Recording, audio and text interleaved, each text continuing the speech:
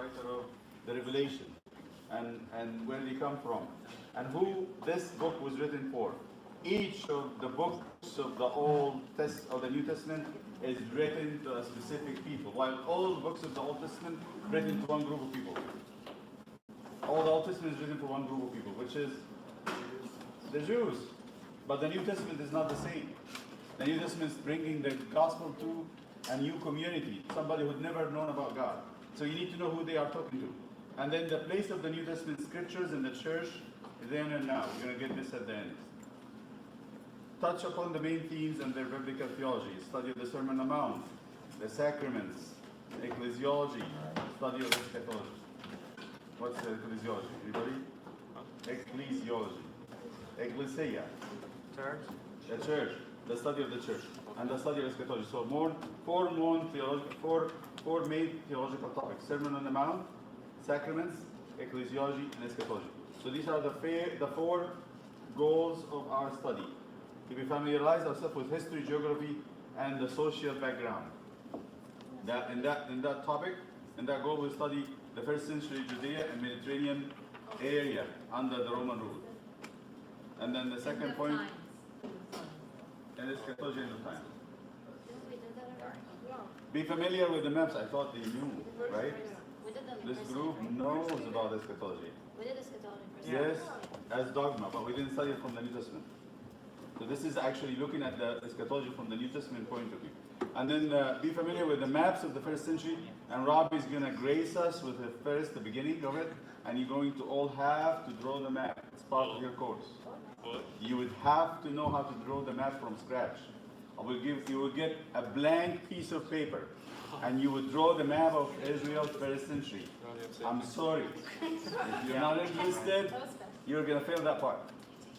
So be familiar with the maps of the first century Judea, Galilee, Jerusalem, the Mediterranean basin. There are three main maps that I want us to study. Israel first century, Jerusalem first century, Mediterranean first century. Again, Israel, the big country, the Mediterranean area, and then we're going to do also Jerusalem. Focus on Jerusalem. Where is everything? So when you hear that Jesus was taken to the house of Annas, where is that? In Jerusalem. And how is it related to the other places in the trip of his Holy Week? Then the last part of this historical, geographical, and social background, study the life, trade, socio-economic setup of the first century Israel and Greek or Greco-Roman cultures. What it means to be a Pharisee in the first century. Who is the Sadducees? Who are the Galileans? Are the Galileans almost very close to the Judeans, or there is a difference? The people in Jerusalem, how would they look at a Galilean? Things like that. Then very small pieces. You don't think I'm going to go into crazy stuff. Very small, very, very little information. But will give us an idea why the apostles were treated like trash in Jerusalem. Why the high priest looked down on the apostles of Christ. And they thought they were actually ignorant, illiterate, know nothing about anything. The second major topic of study is the study of the main points of each of the books, their writers and their audiences. So we're going to study the four Gospels and the book of Acts, and we'll take that over two times, this time, and the next time will be the Gospels and the book of Acts only. The second topic is the study of the Pauline letters, and we'll study the Catholic letters, and we'll study the book of Revelation. The Pauline letters will take 2 times, and the Catholic letters will take 1 time, and the book of Revelation will take 1 time. So you have 2 for the Gospels and Acts, 2 for the book of, so we got 4, 2 of the letters of St. Paul, 1 for the Catholic letters, and 1 for the book of Revelation. How many? 6. And that will cover all the New Testament. So there's no time to lose. The next part is the place of the New Testament scripture in the church, then and now. What do we do with the New Testament? What's the place of the New Testament? And then we're going to go the 4 topics that I told you about. So let's go. And this will be within the study. We don't want to go extra from the 6. When we are studying the 6 lessons, the 6 studies, we're going to do all that together. There is a pre-test, and I want to go over the pre-test with you, see how much you know about the New Testament before we go into it. The map of Israel can be divided into 3 regions. Any answers? What are the three regions? If you don't need to look at the multiple choices, what would you say? Apart from Robbie, I need somebody to answer that question. D? D is Galilee, Jerusalem, and Bethlehem. B. B as in boy. Galilee, Samaria, and Judea. Yeah. Thank you, Anna. That's the correct answer. Three regions. Galilee, Judea, and Samaria. When you study the New Testament, you really need to know in every gospel and in the book of Acts, the preaching starts in Judea and goes to Samaria, and then Galilee and the rest of the world. The Jordan River connects these two bodies of water in Israel. Anybody can tell me without looking at the answers. It runs from one body of water, it goes to the other body of water. Where does it start and where does it end? The Jordan River. Starts at Sea of Galilee. the Sea of Galilee and it ends in the Dead Sea. You will get to know that by heart by the end of this 10 minutes, 15 minutes, you will know that. Okay. Jerusalem, Bethany, Bethlehem, and Jericho are in the region of? Judea. You're looking at the map. It is Judea, yes, D. The Sea of Galilee is also known as by the two other names. What are the other two names? You can have two answers here. Tiberias. Course. Okay. And what's the other name? Chorazin. No, it's not in the answers. That's a Oh. tricky question. Oh. So it is the Sea of Tiberias and also, Thanks. and you know who is Tiberias, why is it called by his name? We'll come to that. But what's the other name? Sea of Galilee. The Lake of Gennesaret. Gennesaret. It's, I think, G-E-N-I-S-A-R-E-T. I might be wrong.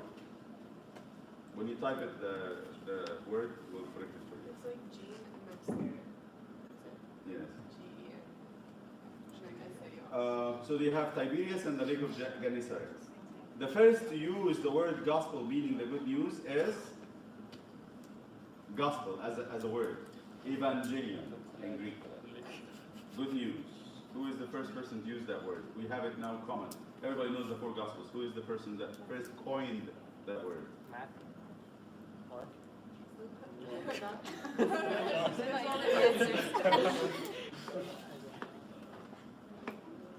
Any idea? Justin Martyr. It is Justin Martyr. A second century martyr, an apologetic who defended the church in the second century against all the claims of the Romans and the atheists. Wait, when did he, what was the, like, Second century.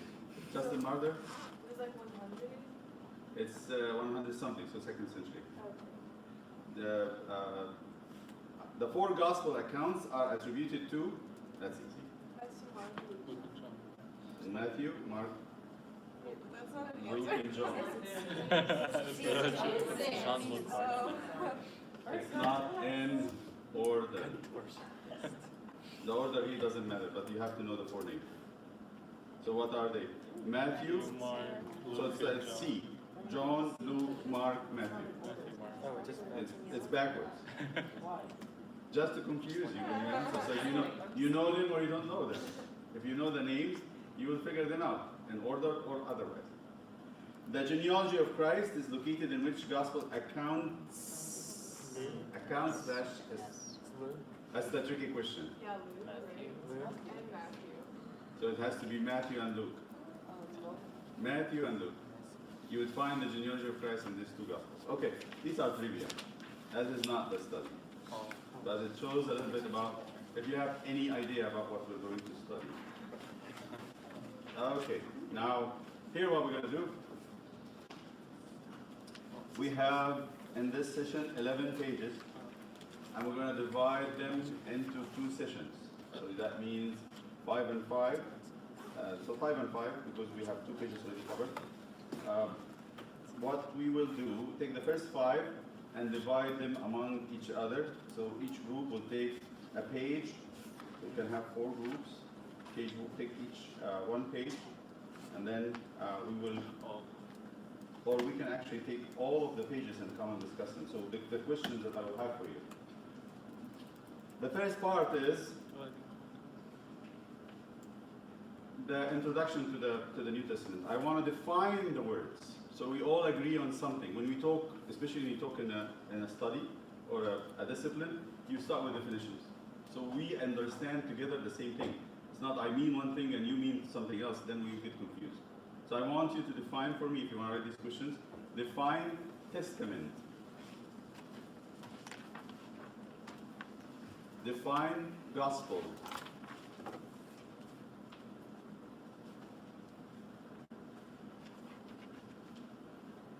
What's the summary of the gospel? How you summarize the gospel?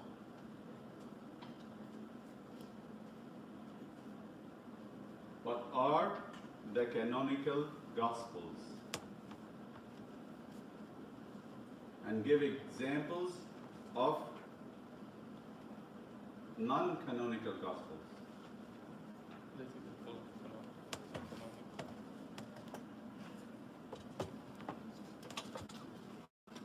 What are the events that are covered in the Gospels?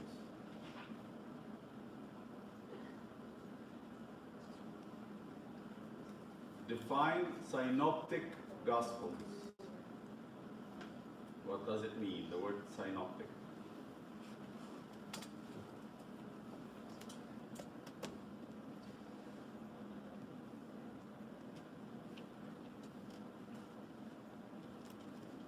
How the four living creatures represent the four Gospels.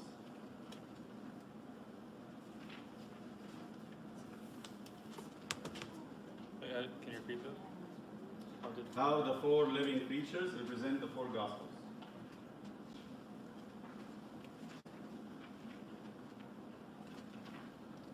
What each of the Gospel is characterized by.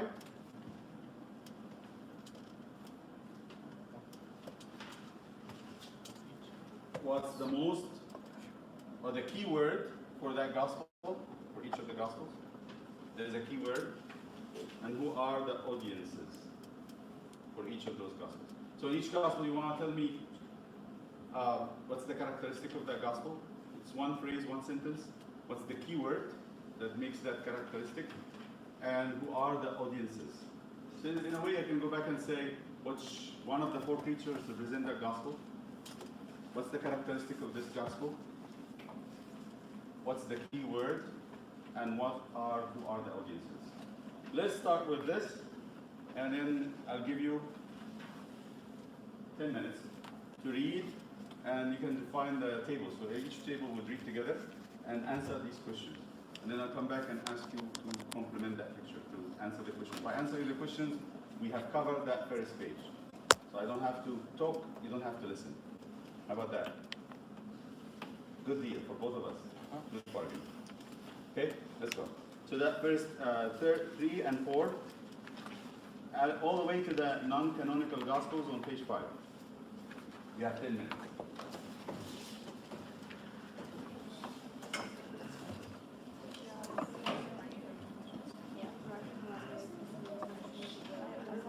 Good deal, right? Or too much coffee? I don't know.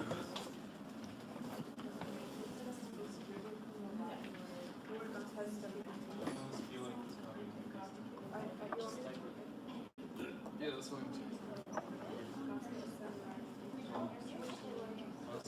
My handwriting.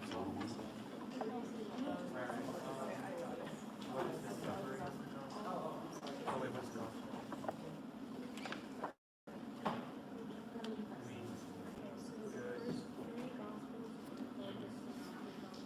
I need to write these questions.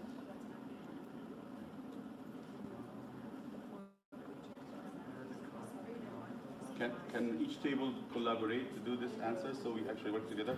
It helps so we don't get bored. So the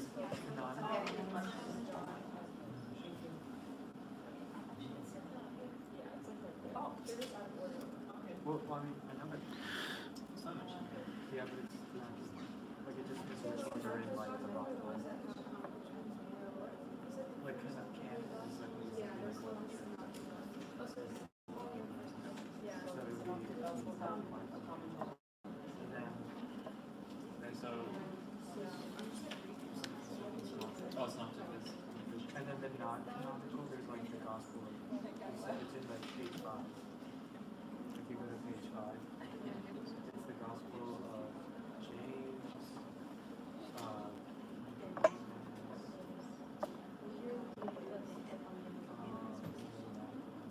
Just people that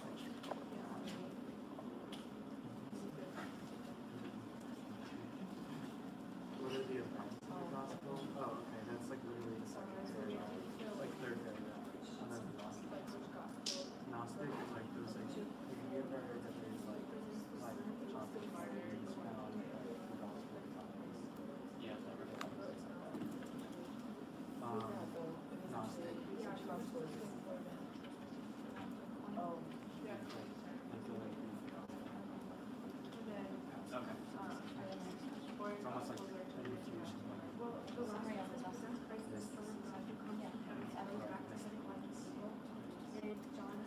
So it's the coming of the Messiah.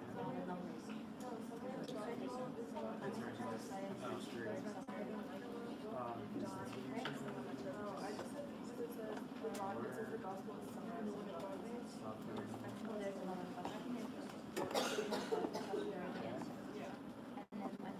Resurrection. What are the message?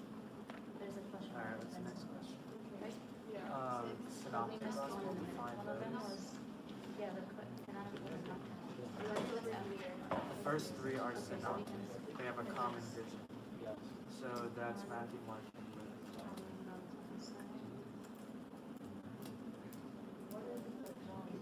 Alright. 6. How are the 4 creatures represent the gospel? Okay, so you have the face of a man, a lion, eagle, an oxen, and I think it's on the next page. So if you go to page 4,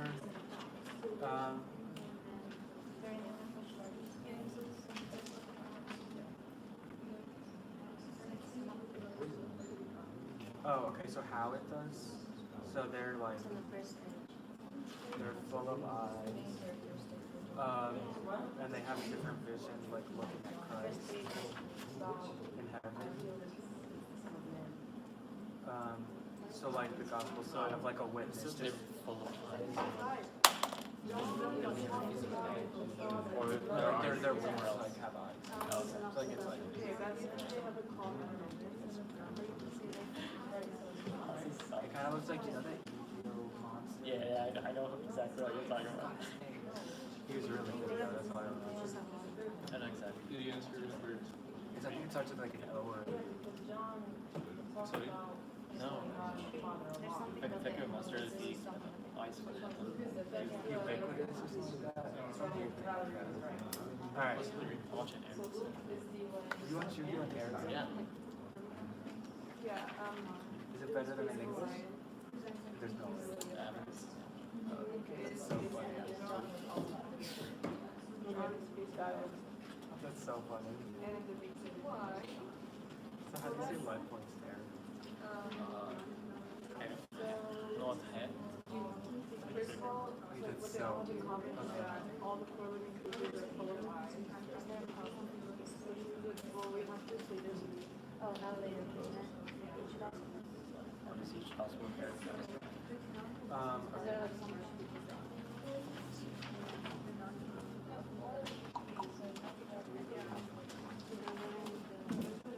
Okay, so I think, I know the man is Matthew. No, man is John. It says it here. Where? Yeah, but like which one correlates to what? Oh, no. The man. Yeah, Matthew. Oh, I didn't even, mine is, There's another one. There's another one that copies. What are the canonical ones? okay. This is the new sheet. Oh, okay. Yeah, Mark is lying. Huh? Oh. Luke No, is there wasn't him. oxen. There wasn't him. Oh. And So then it's John this is a local John. Fickle. So-called gospel. Alright, what else? What else do we have to do? What is the key word for the audience to carry them? I thought that was. I think. Oh, it's right here. Or the, Okay, I'm pretty sure Mark is the Jews. No, but like, okay, that's the what's the audience? Yeah, I think because like he said lion, so No, I lion think- is like No, I think the Luke. Luke is the Jews. What is Luke? Jews. No, like what's the opposite? I don't know. I know. Because I'm thinking the lion is like some fierce thing, and that's what the Jews thought about God. Right? I know, but you could, like, you could also think, I could also say that the Romans wanted a fierce leader. Maybe it's, what are the correlations? Yeah, what are the I think for the Okay, oh, so Matthew's the most so Mark wrote to the Jews. He wrote stuff to the Jewish audience. Okay, are we doing? Wait, hold on. Yeah, so Matthew's is Jews. mission. So 16. Jewish audience. Oh, yeah, that's yeah. And the keyword is Wasn't John like that? Oh, okay, Mark is the, yeah, I told you. No, you're right. Yeah, no problem. Luke was the and then greatest. Mark. Because he was like, like a He culture wrote his stuff to the doctor. Roman audience. And then John And the wrote keyword is immediate. Okay, ready to come back? Let's go. Oh, I have like 2 questions left. Are we finished? Everybody? So can we Not have a yet? couple minutes? Okay. Keywords of gospel. Yeah, it says, what is the key word?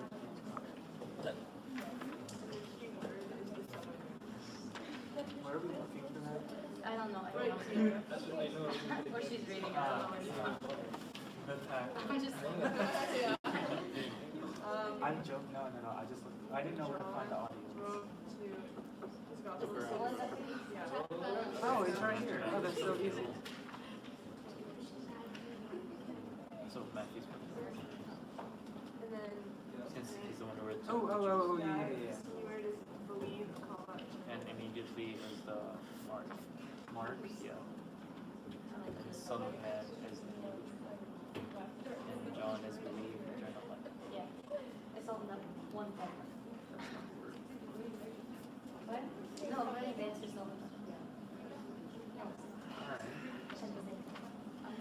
So that's pretty much.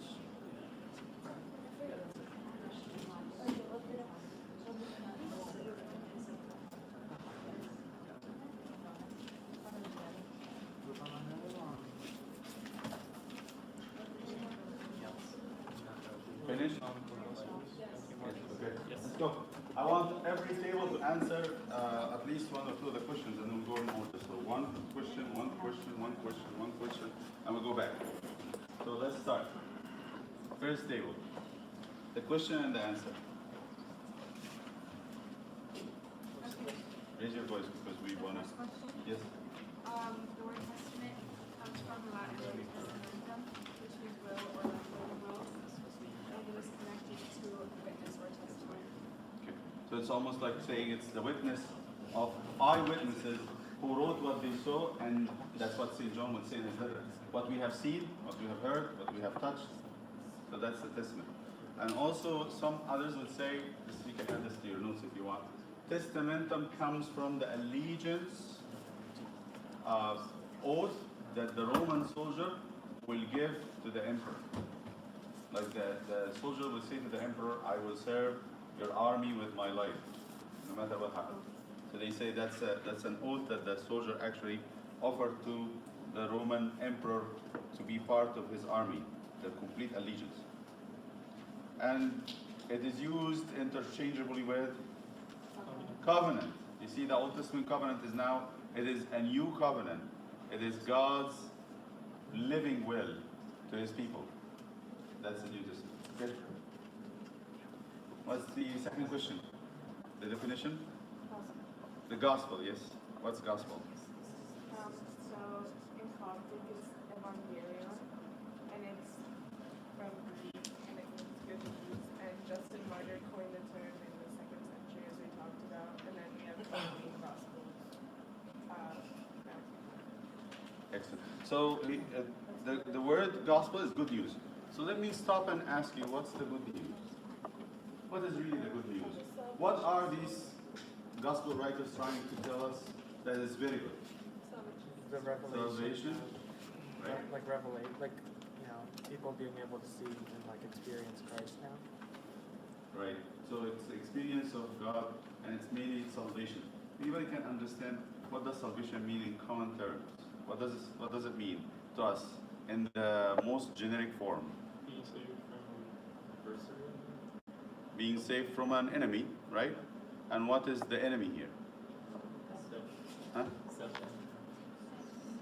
Sin. See, everybody lives in the world condemned. Even if they don't realize it, everybody lives with a condemnation, some doom and gloom hanging over their head. And that doom and gloom, and that's how we understand there's a natural law that says right and wrong, justice and injustice. And almost everybody fails it. Everybody.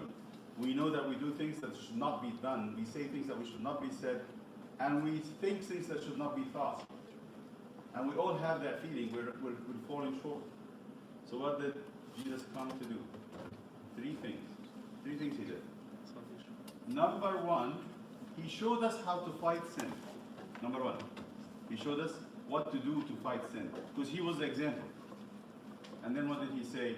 That when you fight sin, I will help you to fight it. That's number two. So first we fight it on our own, and we get so stressed, like the apostles at the fourth watch, and they're about to sink. What happens? Christ come to walking on water, come to us. But what if, like Peter, we didn't get the help for some reason, and we deny Christ, or we fall into the moral that we said we're not going to do, or we agree it is not good. Like that St. Paul says, the things that I know that I shouldn't do, I am doing. And the things that I love to do, I'm not doing. Although I agree with the law, it is true that the law is good. The wrong is wrong and the right is right. Everybody knows that. But then St. Paul also says, like Isaiah, everyone fell short. Everyone, without exception. Then Jesus comes at the fourth watch and helps. What if we don't get the help for some reason? We're far away, in a far country. Then what happens? I fall into sin. Then what? Hopelessness. Doom and gloom? No. But by the coming of Christ, I'm offered. What am I offered? Forgiveness. So you get three stages of salvation.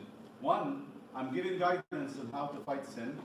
I'm being helped with extra supernatural power to fight sin. And then when I fall in sin, what happens? I am forgiven. So where is the power of sin? Where is really the power of sin?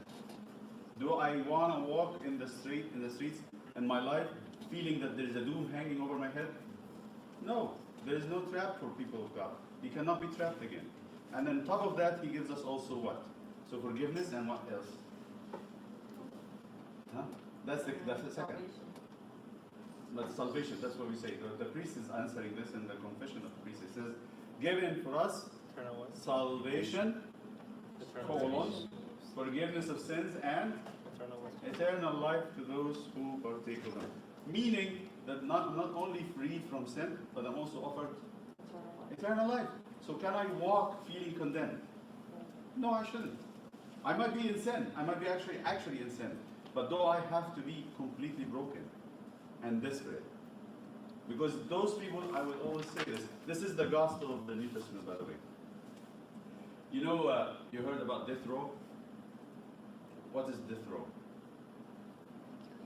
What is that? It's people they're not going to be executed, but they're on death row means they're waiting to be, so they wear the red pajama, or the orange pajama, the red, right? It's orange? I think orange is everybody else, so it's the red. So this is a section in prisons. People who are going to be executed, killed for whatever crimes they do, they keep them in that section. You know what? They have a totally different mindset than other people. They know they're gonna die, and they know they're gonna die soon. So they want something to keep them excited because they're gonna die. So they want some very good food, the best entertainment. They can't get done with entertaining themselves and eating and drinking and enjoying life. And they can have sex, they will have it in prison. Why is that? Let us eat and drink because tomorrow we will die. Isn't that the behavior of everybody in the world today? They behave like they're gonna die tomorrow and they want everything you can get today.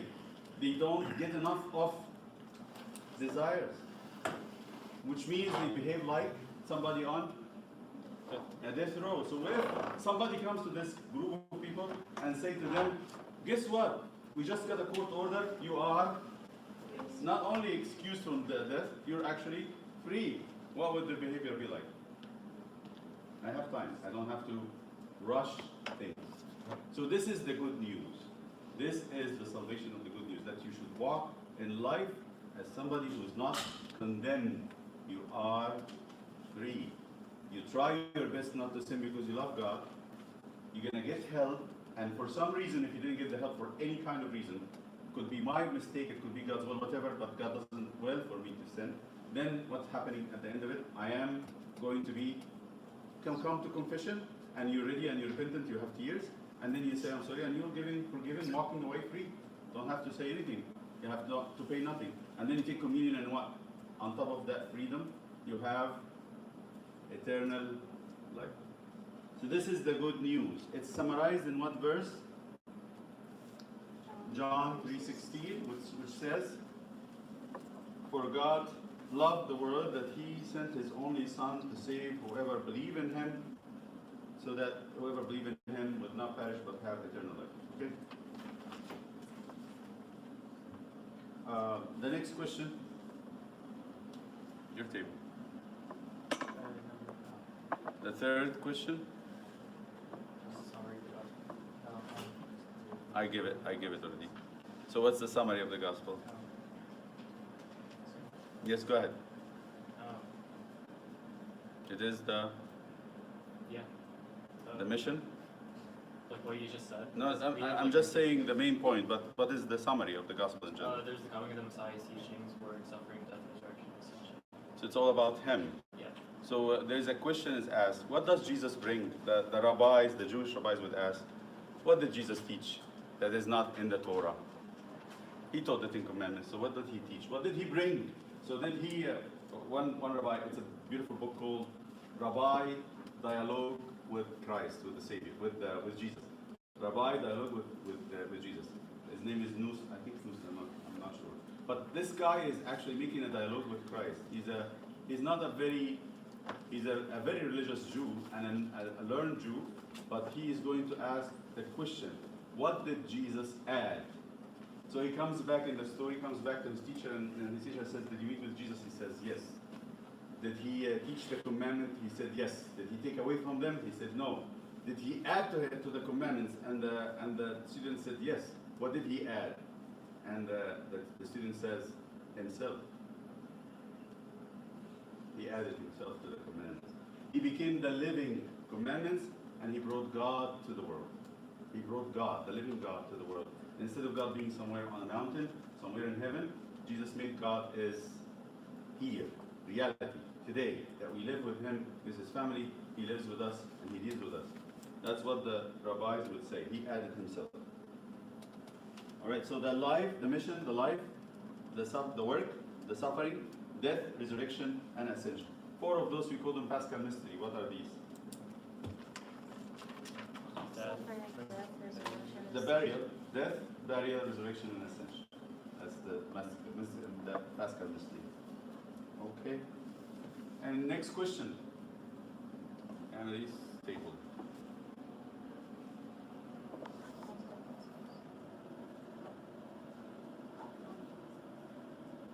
Raise your voice because I cannot hear you.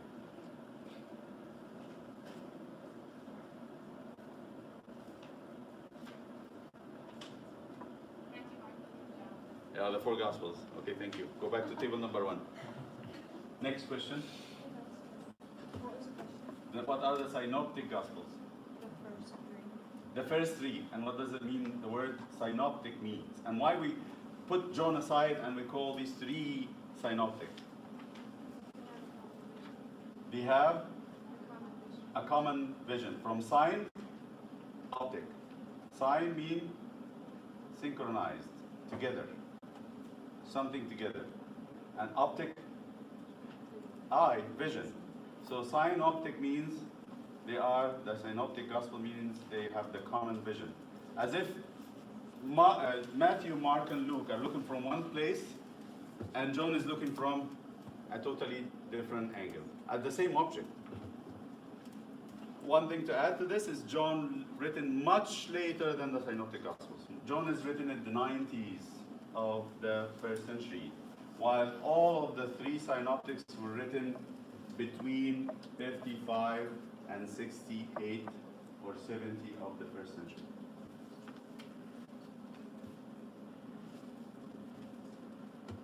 Okay, the next question would be, how are they related to the 4 living creatures? Can we go back to the non-canonical gospel? Okay, non-canonical gospels, yes. So tell us about non-canonical gospels. Thank you. I forgot the order of questions. Tell us about the non-canonical gospels. There are other gospels. You would hear about them all the time. The gospel of, what's his name? Barnabas. The Muslims love that one. They have a very good, affinity to that gospel for some reason. The gospel of Thomas, the gospel of Peter, the gospel of Mary Magdalene. The book of Da Vinci Code had spoken about that gospel. And the gospel of Peter, the gospel of the Gnostics, the gospel of the infancy. There are tons of gospels out there. Why the church did not pick those gospels and what they are about? Raise your voices so you can have the report. They have contradictions toward the 4 gospels that we have in the Bible. And I think that isn't there like a mistranslation or something? And it's not on here, but isn't there like a mistranslation in the non-canonical gospel or something? And it actually got scribed or something like that? They're talking about the different manuscripts of the Gospels. Something happened. How do you respond? This is a good question. How do you respond when somebody says, why did we pick those 4 and we didn't pick the others? What's so special about the 4? What is the point? Why the church picked those 4 and didn't pick Thomas? Or the church said, this is the right translation, this is the manuscript, the good manuscript, not the. So what is the point of reference? How does the church pick the Gospels? Any ideas? We should write that, we should add that stuff. Why the church picked those 4?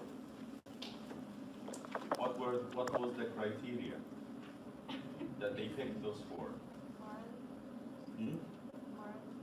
The oral tradition. They were widely, thank you, Emily. They were widely spread among the churches of the 1st and 2nd century. The churches did not have the written Gospels. They first had them orally. So the churches have been using these 4 Gospels all along. When they were documented to keep it so that people did not need to lose it. But originally, the Gospels were orally transmitted. A deacon would stand, or a bishop would stand and recite the account of the Gospel. They didn't read it. So we discovered that the church had the Bible, the New Testament, first before the Bible. Does that make sense? The Bible is the scriptures, the books, the written word. But they had the New Testament living and memorized before it was written down as a book. Number 1. Number 2, what Anna said, those gospels that so-called gospels, the non-canonical, had contradictory things to it, to the main tradition of the church, the main gospel that the church had learned already and knew about Jesus. So for example, when they tell you that Jesus had done lots of miracles when he was little, but the four Gospels says nothing about the infancy. So when St. John the Baptist comes in the Gospel of St. John to say, for this reason I came to baptize so that Jesus would be revealed, the Son of God would be revealed. Meaning before that he was, what's the opposite of revealed? Hidden. So if he'd been doing miracles all along, what would happen? You cannot hide them. A child who makes miracles in the next street, you think that would be something to hide? No. So this contradicts everything we know about the gospel. The day Jesus was baptized is the day of his revelation to Israel. And after that, he started doing the miracles. So these gospels had contradictory things to what we know about Christ. One of the gospels says that he married Mary Magdalene. And he loved Mary Magdalene more than the apostles, and that's why Peter was jealous of her. And etc. So these things contradict the things that we know about Christ. So we cannot consider them. Because it's opposite, two opposites. You either take one and reject the others. But the church already had received who is Christ before even the gospel was written. Yes. When we say, for example, Gospel of Saint Barnabas, someone else has written it and put Saint Barnabas' name on it. Is that Absolutely. That's it. You have to understand, most of the apostles were illiterate. They didn't know how to write stuff. So whatever they were saying, it was given by the word of mouth. Yes. Oh, that was just my question. So, like, the disciples and apostles weren't the primary writers, they were just wording. They said the oracles, they said the words, but somebody else sit down and write them. But they go to 2nd century. There's a lot of these things. There's a lot of proofs in those gospels. They were written later, after the apostles had was martyred or died or left. So this is later writings.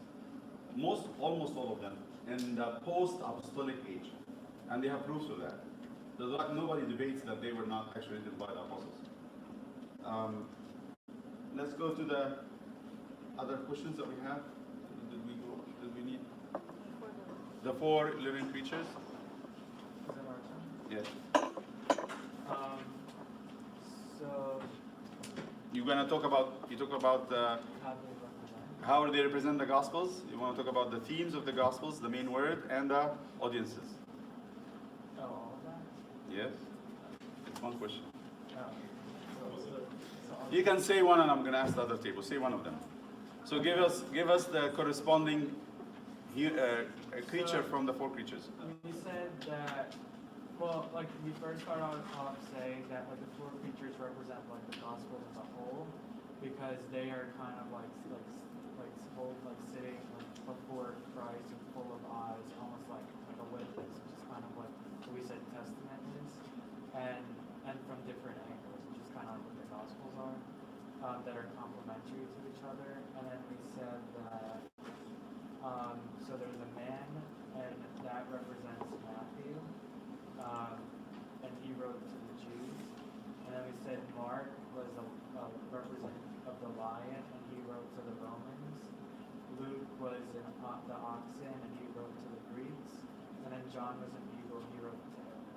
Can the first table tell me why each of them was in the mind of the church corresponding to that gospel specifically? So why, for example, Matthew was a man, represented by a man in the 4 living creatures?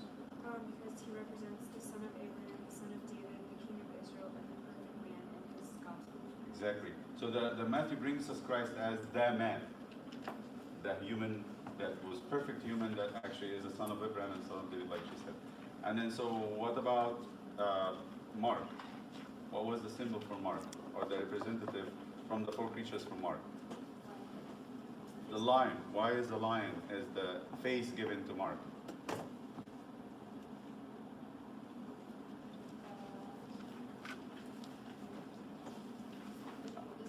I will get you there. Next.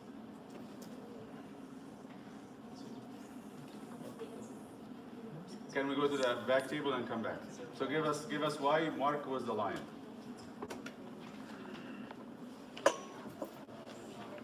Represents Christ.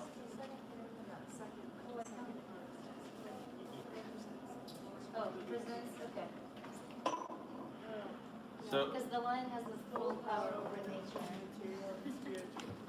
the king, the powerful creature that actually subdued all the forest. He's the top geezer, the main figure that has authority over everything else.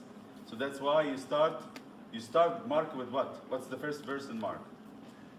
What's the first verse in Mark? Remember that. Mark is one of the most obvious ones. How does it, Gospel St. Mark starts? Oh, is that about the lion? What does it say? A voice, right? Negla, go ahead. Yes, a voice crying in the wilderness, prepare the way of the Lord.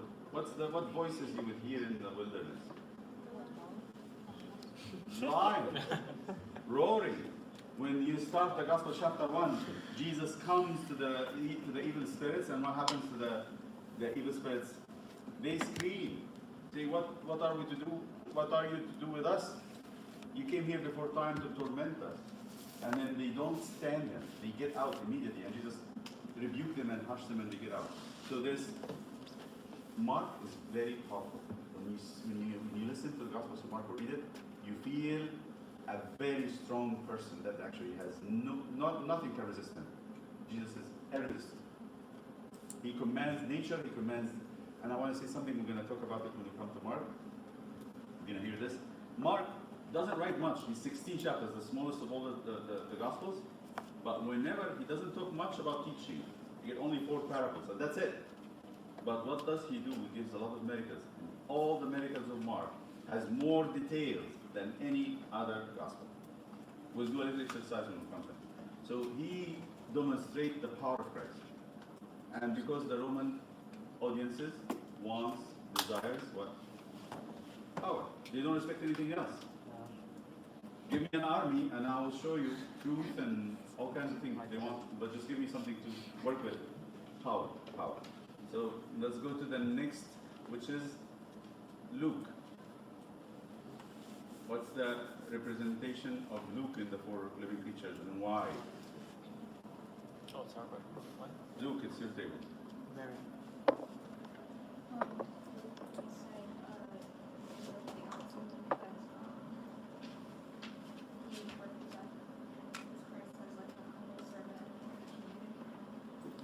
The oxen is a servant, right? He serves humans. Oh, sorry, it's like a sacrifice. And at the end of life, after you finish working with the oxen, then it's killed to feed. So that oxen represents the servant, the son of the servant of humanity. How about John? John. Let's go back. John, yes. Cape Eagle, because he represents Christ as the Son of God who comes from heaven and then goes back as. Exactly. So he comes from heaven, and then he ascends to heaven. So this is somebody who comes from heaven, not an earthly prophet who comes from the earth. So that's John. Good. Audiences for each. What's the audience for Matthew? Let's go. Matthew, the audience. Who is this gospel written to? Jewish background. And Mark? Romans. How about Luke? Greeks. And how about John? Starter Christians. He knows they know. So he doesn't write what they already know. He writes what they are fighting with. Okay? Now we want to take a 2 minutes break and then we come back to do the map because the map is going to take we're going to have to, put the papers aside, get your blank piece of paper, and we're going to listen happily to Robbie explaining to us. He did a good job, actually, I have to say. Explaining to us how to draw a map. It should be very simple. Very simple. Okay? To commit to memory. Using a sheet of paper in portrait mode, you can first label the map and put a compass down for reference. The first thing we will do is draw the western border of the land of Israel, which is cut by the Mediterranean Sea. So about a third from the left of your paper, draw a line from the top extending almost to the bottom on the left edge of the page. The triangular-like region you created on the left is the Mediterranean Sea, so you can go ahead and label that. The next thing we will do is draw the other major bodies of water within Israel. Starting in the northeastern portion of the page, draw the Sea of Galilee as a relatively small oval with an indent in the southwestern side. Make sure you label this.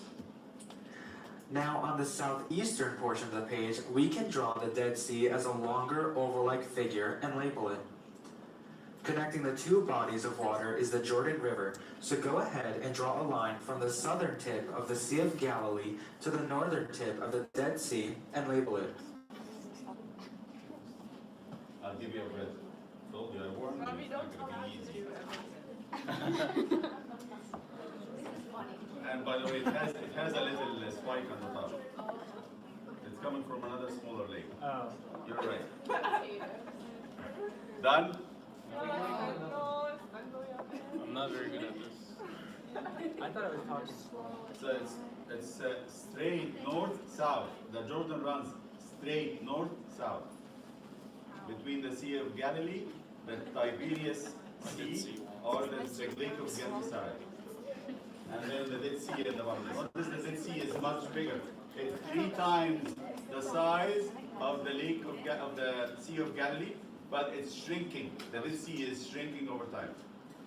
How is it the Sea of Galilee? It looks like a lake. Now that we have the land cut out with the bodies of water, we will divide Israel into different regions. For reference, we can call the land west of the Jordan River the West Bank and the land east of the Jordan River the East Bank. We will start off by carving out regions in the West Bank.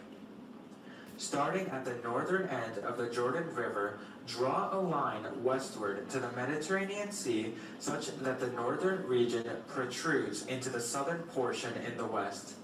Then draw another line from the southern end of the Jordan River westward.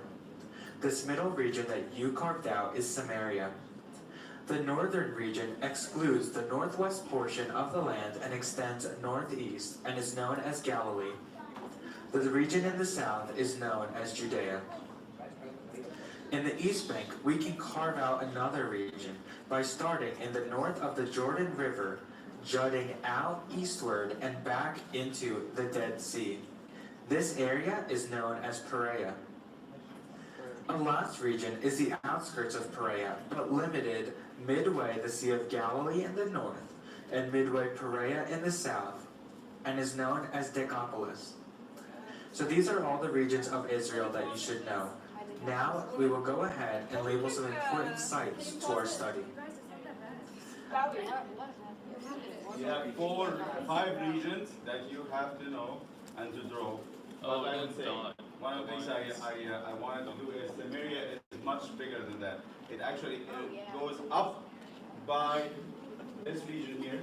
It goes up here, goes up a little bit here. My Samaria is pretty small. Yeah. Samaria is a little bigger than the Galilee area. Decapolis means the 10 cities. So it's like connected to Perea, like on to the right of the Jordan River, they both are?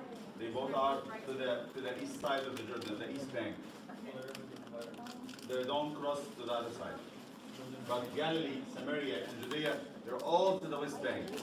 And they are, you can imagine those 3 sections as being Judea and Samaria the bigger ones and Galilee a little bit smaller.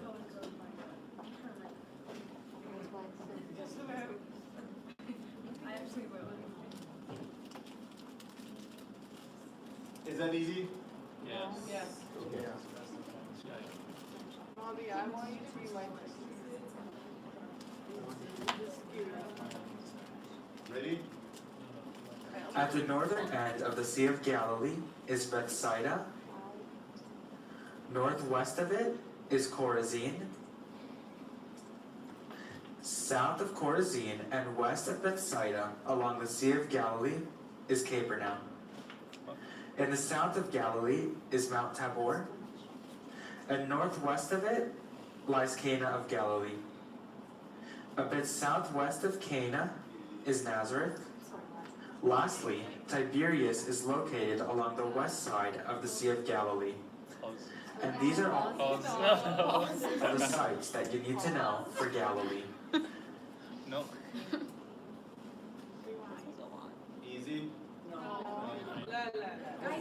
send the video. You don't have to record the video. We were told to record it. Oh!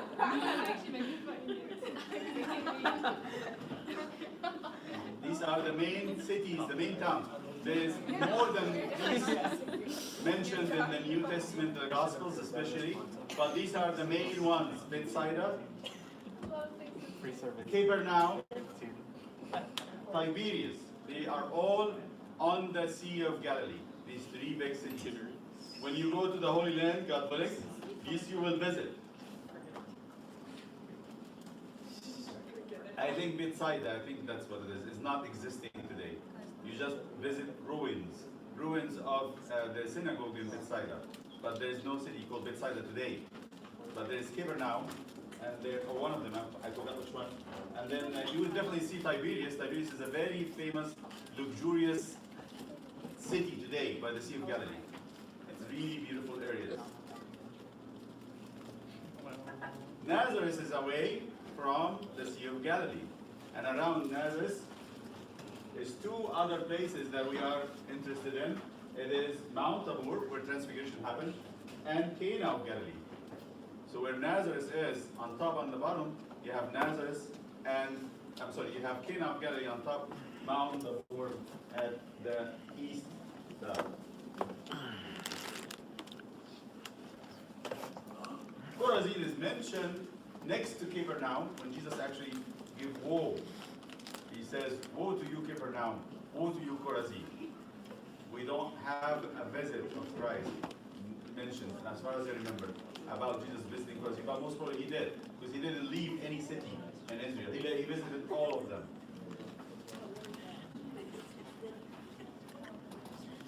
Done? Okay, next. In Samaria, there is only one town of importance to us, and that is in the south and known as Sychar. What Now happened we will in this go town? ahead and label the sun.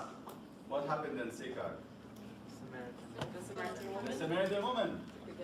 Of That's course. exactly it. That's the place where we find the Samaritan woman meeting Christ in chapter 4 of Hebrews.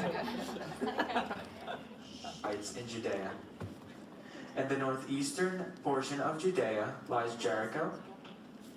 Along the southern end of the Jordan River lies Bethabara. West and south of Bethabara is Bethany. And southwest of Bethany is Bethlehem. Last but not least, immediately west of Bethany and north of Bethlehem lies Jerusalem. That's pretty much all the things you need to know for the map of New Testament Israel for the purposes of our study. Hopefully, by the end of this video, you will be able to commit the map to memory, which is crucial in understanding the New Testament. And glory be to God forever. In the name of the Father, the Son, and of the Holy We love you so much. We're gonna repeat. I gave, Do you have a comment? What happened in Bethabara? What happened in Bethabara? I've never heard that. Glory be to God. I've never heard of that place. it's my water. Bethabara. What happened in Bethabara? It is John baptism was at that place. Oh, It's that's. by the river. I know the Jordan River. We don't know where it's at. And, okay, what happened in Jericho? Where you find Jericho? Joshua. This is the first town Jesus visits on his Holy Week, before he goes into the Holy Week, before he goes to Bethany and raised Lazarus. He's passing by Jericho, where he finds Zacchaeus. And the Good Samaritan was. So that Jericho would be at the end of the Galilean ministry, starting the Judean ministry. Say it again. Was the Good And the Good Samaritan parable, that the story that Jesus gave us, is that he was going from Jericho to Jerusalem. On the way from Jericho to Jerusalem. Bethany is definitely east of Jerusalem, and Jerusalem is west of Bethany, because the Mount of Olives, where Bethany is eastward of Jerusalem.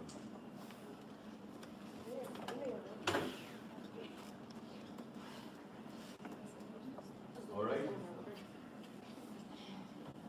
Okay? Now, you will be asked in your test to draw this map. Nice. I'm not kidding.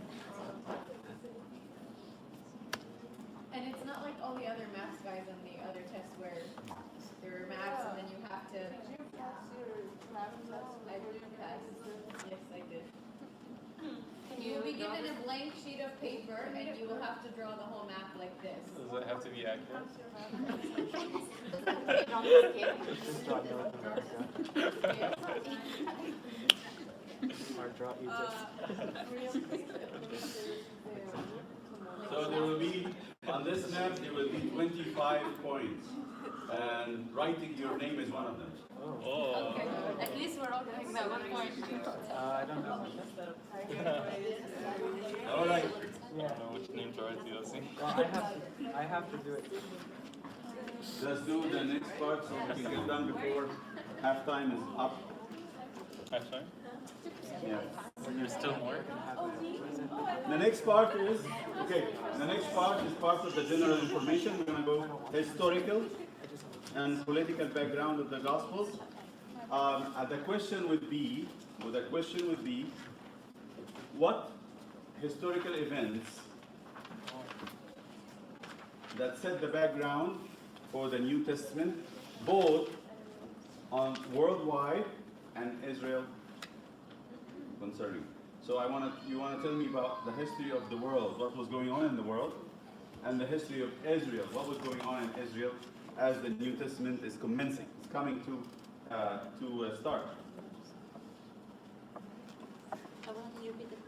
The question again, I want you to tell me what was going on in the world, like big history, and what was going on in Israel, small history, as the New Testament is unfolding.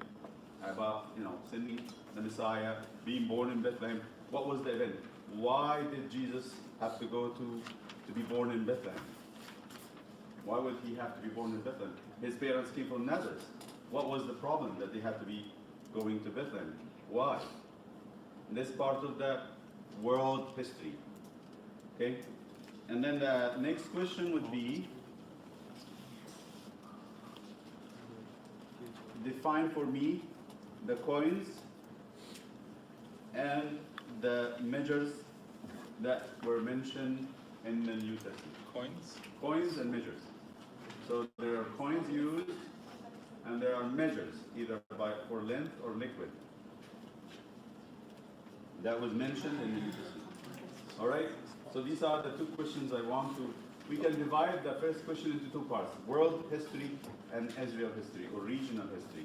World history and regional history. So you tell me what's going. So we got the geography covered simply. This piece here is very heavy. It's a lot of hills. You call them mountains, mountain of olive, but it's really a hill. You can climb up, you can go on top of it, you can climb it down. Samaria is not as much. Galilee is mainly flat, mainly.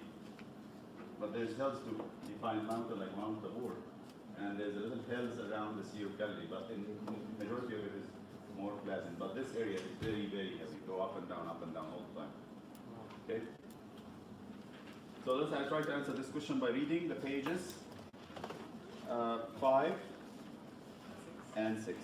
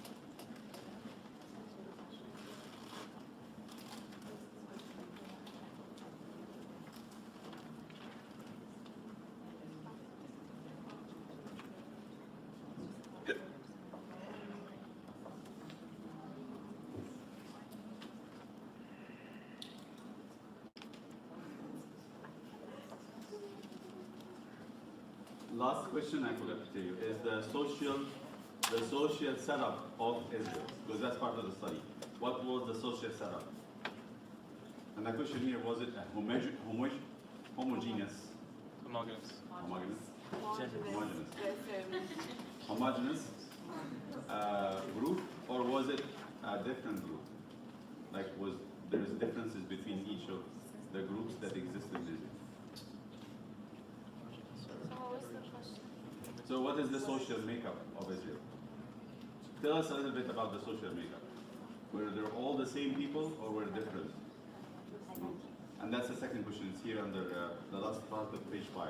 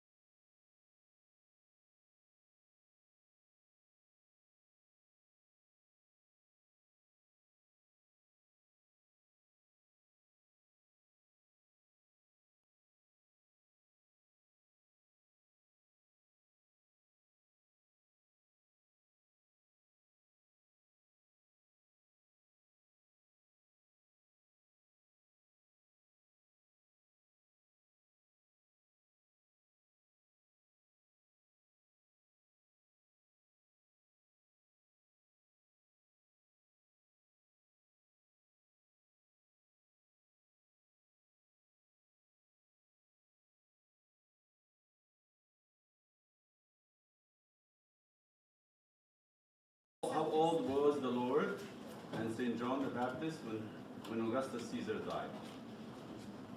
Lower than what? John the Baptist and Christ, how old were they when Augustus Caesar died? Didn't Augustus Caesar die after Christ then? Yeah, no? I guess that's okay. I don't know what he died. Yes? That's a bonus question. When you finish the questions, No, I'll I'm talk sorry, about it. didn't Caesar send Christ to, There was no hierarchy. Oh, there was one month. no, Pilate. That means we didn't read the first part. We didn't even move beyond the first part. That's not in the first part. But It is. The first That's part the- just talks After about, Jesus was born. The whole thing is in the first part. no, The the first question. part just talks about mixed populations versus non-mixed. No, But it the doesn't historical say- and political background of the gospel. and the It book. doesn't say the exact line. It doesn't say. Wait. No. Read it carefully and you will get the answer. Oh, I Okay? already read this part. The historical. So you're gonna get it. Yes, I am. Yes. Yes, I am. The answer is there, Mona, right? Yeah. Okay, there. Can you repeat the question? The bonus question says, how old was Jesus when Augustus Caesar died?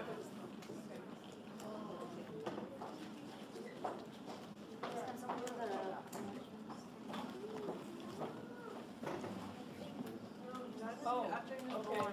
You got it? After Jesus was born. Not after. I was asking how old was he when Augustus Caesar died? Read the account carefully and try to assimilate the information you get it. That means we're not reading carefully, we're just reading. Because these pieces are written, it's a summary of huge amount of information. So it's very condensed. If you don't take every sentence seriously, you're gonna miss a lot.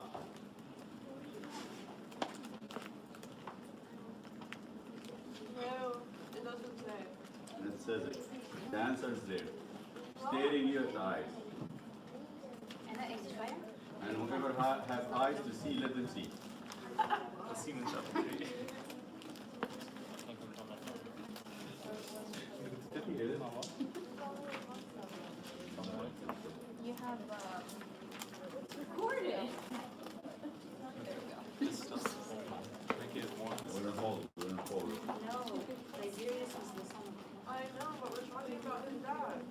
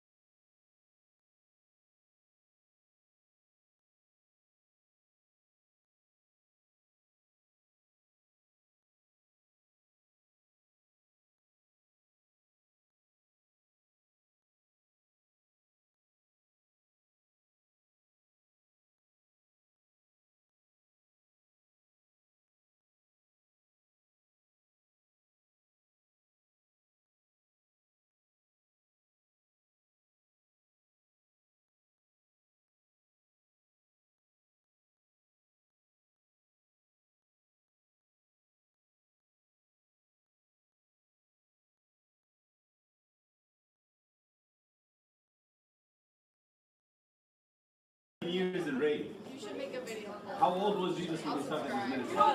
No, we know. The gospel says I mean 30. 33. Okay, that's not what it is, right? Everyone got the answer wrong. How old was Jesus when he was baptized? 30. 30, the Gospel of Luke says it. So you take 15 out of 30.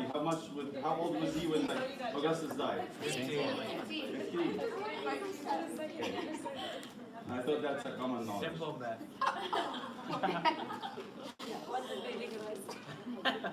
Do we get the answer?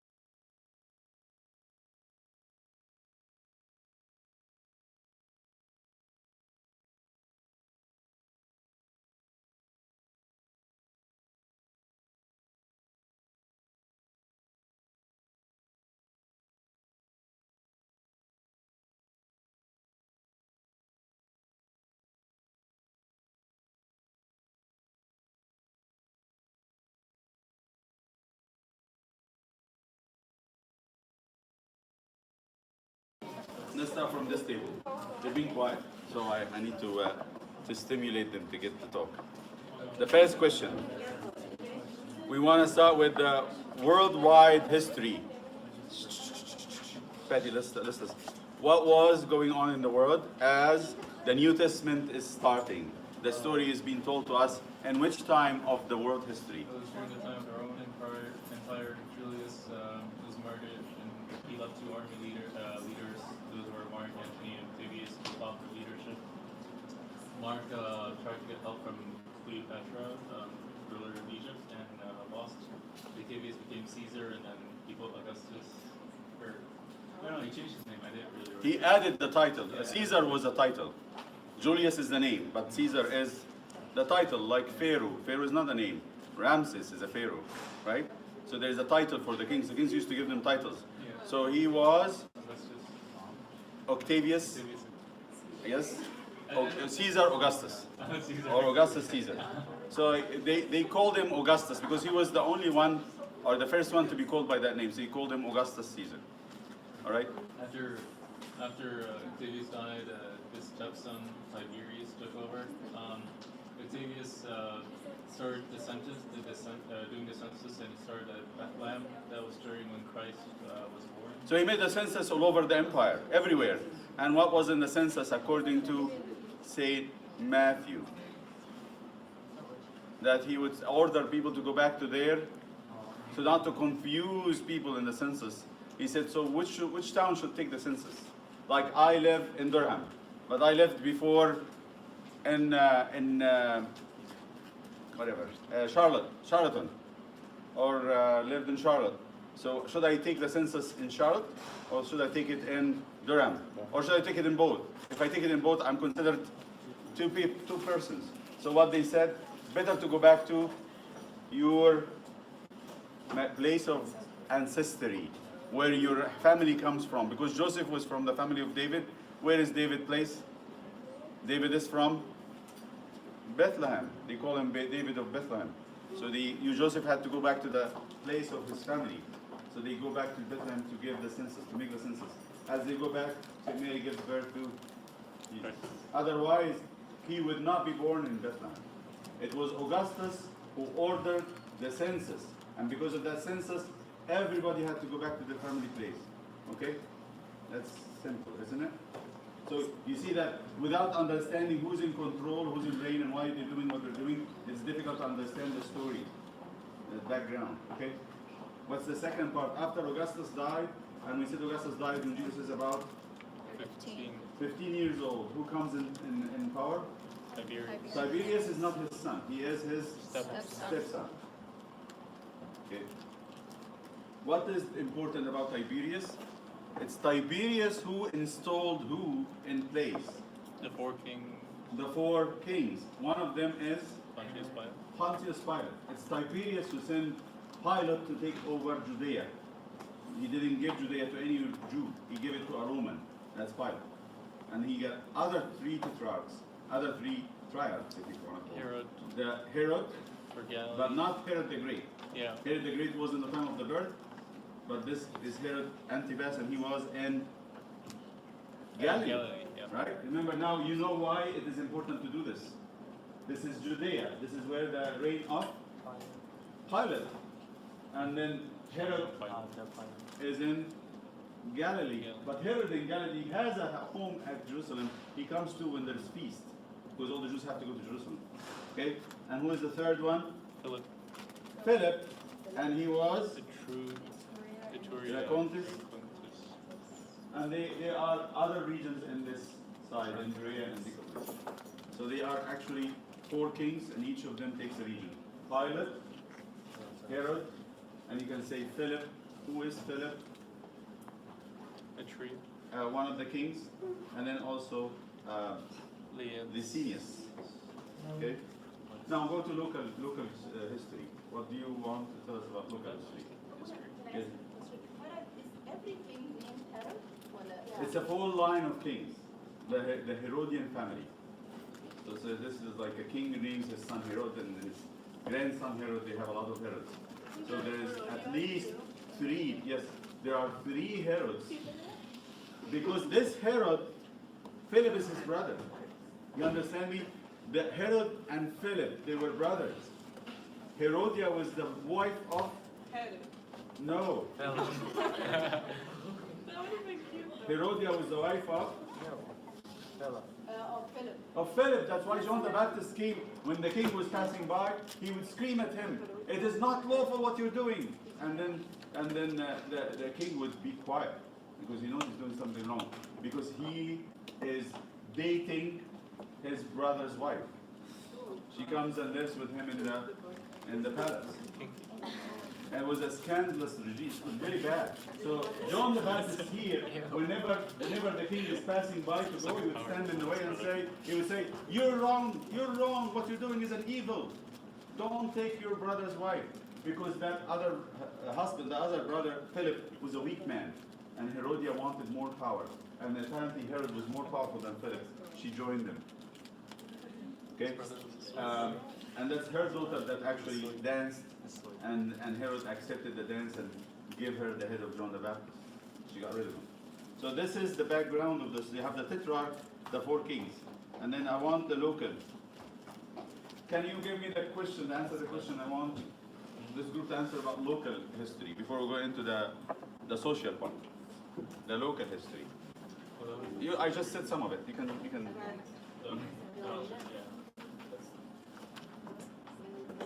You can go the local and the social. You can do that. The local at least. You start with the local. In Israel. Tell us about the Herodians. It was the Herodian family. Herod the Great was married into the Hasmonean family. Remember the Hasmonean, we spoke about it in the Old Testament? Descendants of the Maccabees. Yes, the Hasmonean family is the family of the Maccabees. Who are the Maccabees? From Old Testament. Maccabees. Huh? Judas, the Maccabee. Yeah. What were their role in history? What did they do? They did the revolt. and They unified revolted against the Greeks, three. the Seleucids. Seleucids. Because the Seleucids, one of the kings was crazy. His name is Antiochus IV, corrupted the temple. And he wanted to force the Jews to become Greeks, to become like the Greeks. He actually forced them to eat pigs and to uncircumcise. And they actually had some people reverse their circumcision. And he actually defiled the temple. And what did they do? The Maccabees were very, very instrumental in fighting that Hellenization. They would actually go and strengthen the Jews, and they would actually counter-terrorize. So this was Judas the Maccabee. And when they were very famous among the Judeans, because of their loyalty to the law of Moses, they made them the kings. They were actually from the Levites. And so they were famous. They were not the tribe of David. Herod the Great was a very smart man. He said, how can I get the kingdom? The only way I can do this is marrying into the Hasmoneans, the Maccabees. So he gets into the family by marrying Mariamne. Mariamne is his wife, who later on he killed. He killed her. He was a very violent man. He's the one who killed the children of Bethlehem in the time of Christ. But he built also the temple in Jerusalem, because the Herodian temple. So this is what you have in the local. He was in the time of Augustus. but then his son, Herod the Antipas, was the son that was a king during Tiberius in Galilee. In which time John the Baptist, that's the second king of this Herod. There is a third Herod in the time of St. Paul, in the time of the apostles, where the third king was so proud and he felt like he's a god. Remember that in the book of Acts? And he didn't give glory to God. And what happened when the people said, this is the voice of a god, not the voice of a man? What happened? He got worms and he died on the spot. And this is in the book. So there are 3 Herods in the New Testament. Now, let's go to the socioeconomic part. Anybody can answer this question? How about the group of people that lived in this area during the New Testament? Are they homogeneous? They are the same. Can you answer this? Anybody? No. Which table should answer this? This table. No. Your table should answer it because you didn't answer it. Go ahead. Tell us about the mix. Like, what was about the Galileans? What about the Herodians, the Judeans? What about the Samaritans? It's relative. Give us the makeup of that region. So the area of Galilee had like a mixed population. It had conservative Jewish centers like Capernaum and Nazareth, and then the nearby cities were pagan, like Tiberias and Sepphoris. Yes. So you see these Capernaum and Bethesda. And these are very Jewish. You have synagogues here. The Jews here are very religious. But you have something like Tiberias. It's even the name. It belongs to the king, the emperor. Right? It's Roman. But they were Hellenized. Greeks had already invaded this area and changed some of it. Those who like to be modern, up to date, civilized city people, they will go to Tiberias until today. And these other cities are farmers, communities. You know, this is where the apostles come from. Jesus did not pick from here. He picked them from Bethesda. So that's why the St. Paul would come and say, God did not choose the wise, the educated, the rich. He chose the lowly, the uneducated, the unlearned. Because these were the godly people that wanted to keep the law of Moses. These are people who didn't want to have to keep the law of Moses. So in Galilee, it's a mix. These groups of people, the main ones, the cities that has to do with the law of Moses, they were very illiterate. They were not educated. And this group would look down on them. There's a third one here in Bethel, and let's talk about Judea. What do you think of Judea?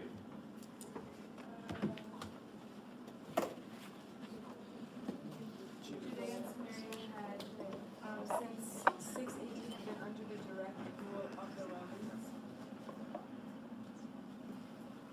Mm-hmm. They didn't have the same resources. The Judeans looked down at their northern neighbors as their country cousins. Why did they look down at them? Because they were Uneducated. uneducated and not sophisticated in the Judean ways. The Judeans have developed a sense of sacredness, a sense of holiness. They know how to keep the Sabbath, they know the laws and the measures and everything the Pharisees had taught them, but the Galileans didn't. So they always looked down on them. Right? If you think about it, it's like today, America, when the Yankees would look down at the Southerners, right? With their accents, their way of life, their food, whatever. They look down on them as the unsophisticated, uneducated, not up to standards on civilization, right?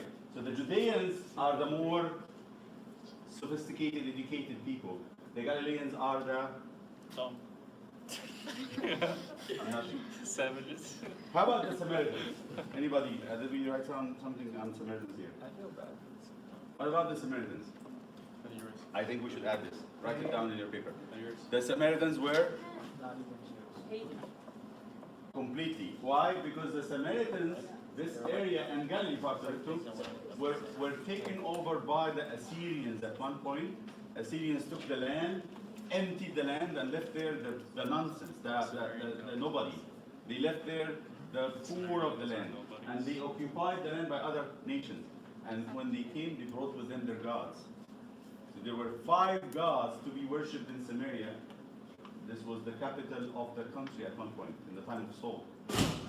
there were other 5 gods beside Yahweh, so beside the God of Israel. So the Samaritans were worse than Galileans, not just uneducated, they were actually a mix. They mixed the worship of things together. That's why one of the interpretation of the Gospel of John in chapter 4, when Jesus speaks to the Samaritan woman, says you had 5 other husbands. There's an allusion to the 5 other gods that the Samaritans is mentioned in the books of Kings and the Kings and the Chronicles. They had brought these foreign people that were settled here. It's one of the practices of the Assyrians. The Assyrians was very vicious. They wanted to destroy the identity of a people. So they uproot the people from their places and send them somewhere else and spread them. And they take some other people and put them in the land. So what happens to the identity? It's gone. That's what they did in Samaria. That's why the Judeans would hate the Samaritans, hate them. But they would despise the Galileans. Judeans would hate the Samaritans, but will despise the Galileans, because Galilee is mainly farmers' community and fishermen.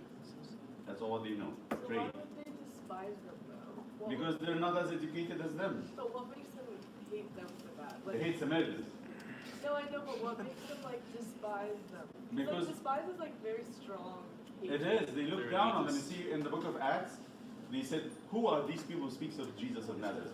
They said they are the Galileans that came here. So when they heard they were Galileans, they said, "Oh, forget about them. They're nothing. You don't have to worry about them either." So why did they not like the Samaritans? Because Samaritans was a mix, was worse than the Galilean. They brought their gods and their Gentile practices, and they were worshiping other gods beside.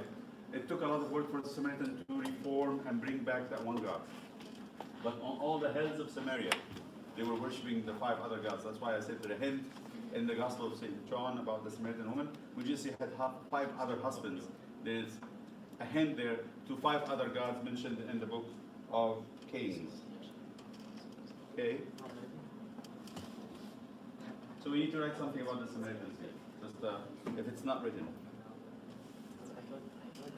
One more thing, this group, the Galilee group, the Galilee land was more rich in resources.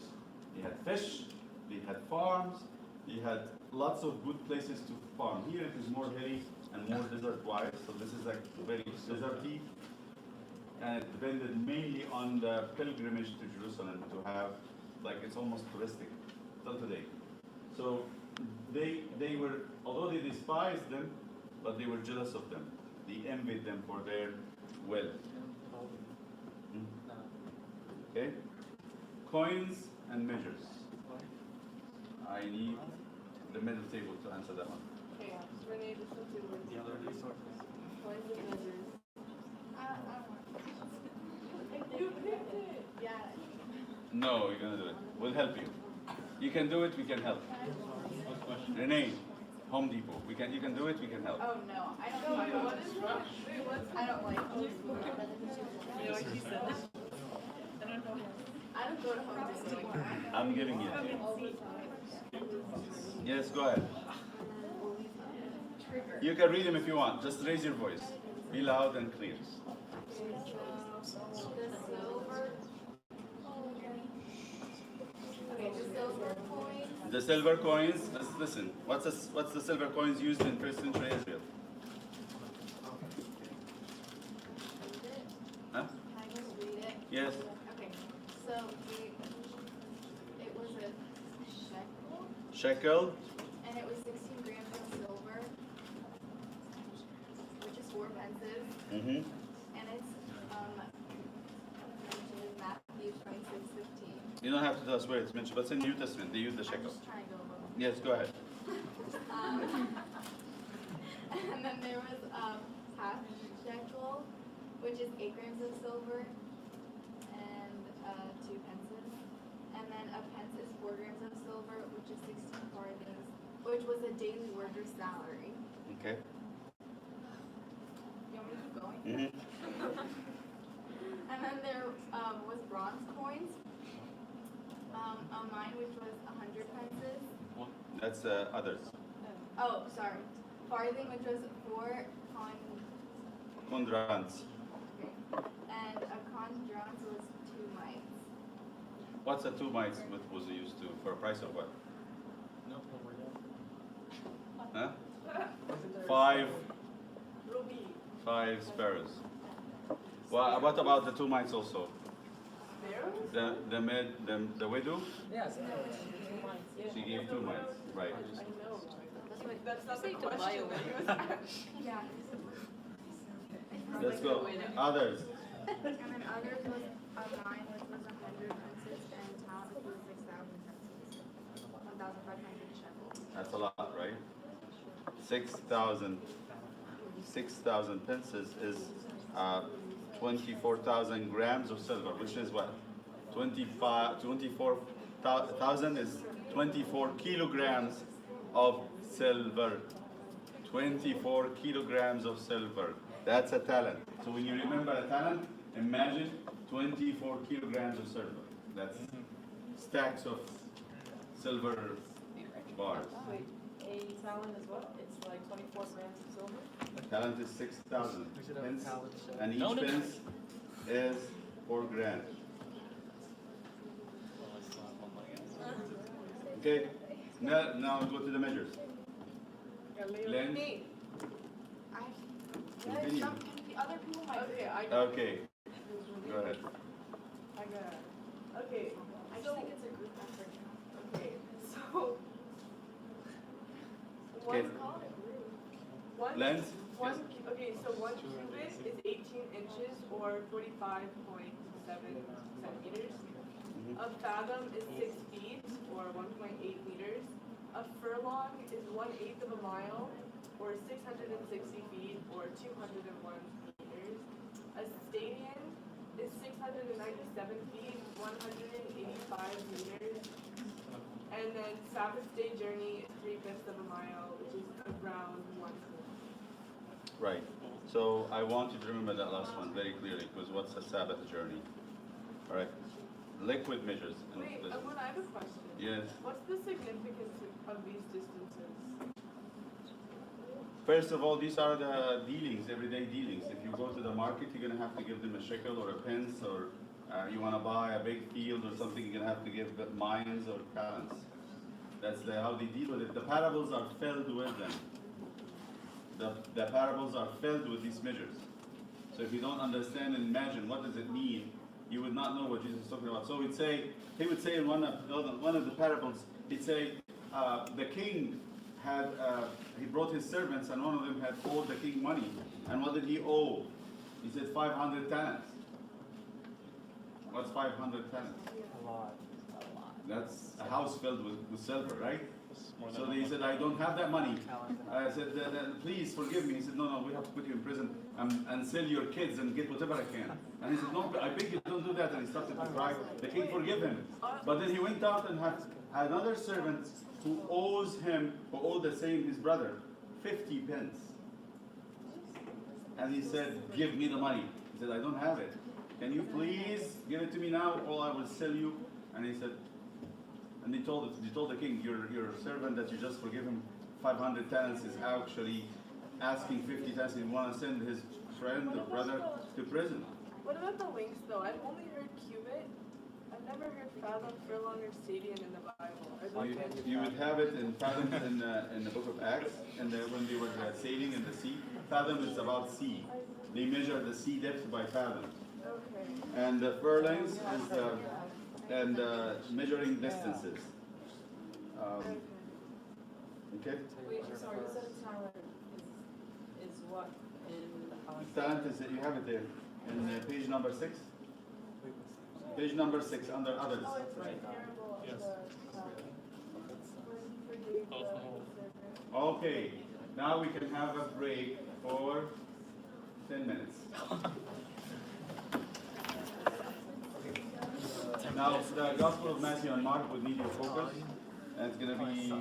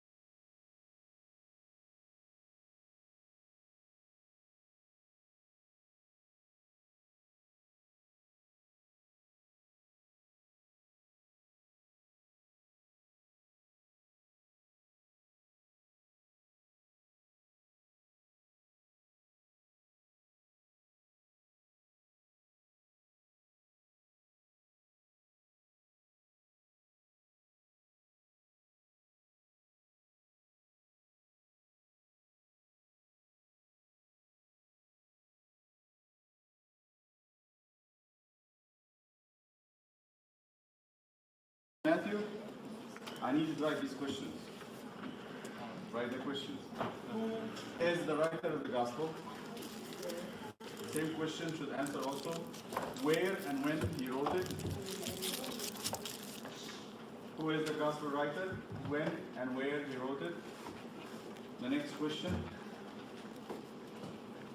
What are the characteristics of the gospel of Matthew? And why is it placed at the beginning of the New Testament?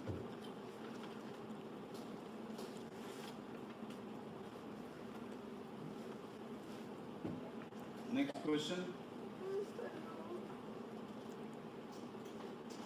What are the similarities between Matthew, the Gospel of similarities between Christ in the Gospel of Matthew and Moses? What are the similarities between Christ in the Gospel of Matthew on one side and Moses and the Torah on the other side? What's the Torah? Jewish books. The 5 books of Moses. What are the similarities between Christ in the Gospel of Matthew on one side and Moses and the 5 books of the Torah, or the Torah on the other side? Next question.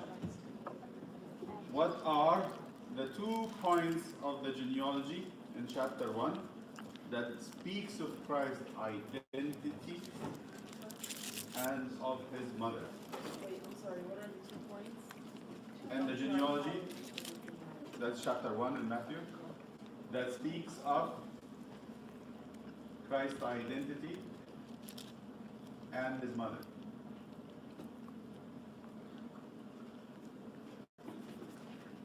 Next question. And this you have to know by heart. There is no bargaining. You're going to have to know by heart the major divisions of the Gospel of Matthew. You need to know where everything is. Which means you're going to read the Gospels of Matthew and Mark until we meet again. There is no, I'm really disappointed that when we did the Old Testament, we didn't read anything. We just learned information. So this time, I'm going to ask if you did read or not. You can lie, have a full mark, and be on your record forever. Or you read it, and it will be part of your evaluation. It's actually going to be 25% of your passing score that you read. 25% of your passing score is reading, 25 attendance, 50% test. 25% of that. 20%. No, the Yeah, test the is map going to should be include like- that. Yeah, that's what I'm saying. 20% of the test is the map. No, it will be 15, 10. So we don't have to. You pick and choose, whatever you want to do, that's fine with me. So 25% reading, 25% attendance, 50% test. All right. Did we report that? Okay. That's the next part, the divisions of the Gospel of Matthew, which means that you have to remember this 1, 2, 3, 4 points with the subpoints. Next question. What are, and this is important, what are the 5 major, what are the 5 major discourses in the Gospel of St. Matthew and where they are located? You have to give me the chapters. The 5 major Discourses, and where they are located. where they are located, which chapters? A discourse is a long talk. That Jesus gives a long discourse, like a long talk. Not just a small sentence or an answer to a question. He gives a sermon that goes on for like 1, 2 chapters sometimes. That's 3 chapter discourse, right? 5, 6, and 7. There are 5 of them. And I guess why there are 5? Keep that answer to yourself. It's one of them, it's the first one. Next, what are the main teachings in the Sermon on the Mount? And I need you to answer that in 4 points. There are 4 sections of the Sermon on the Mount to talk about major teachings. Hello?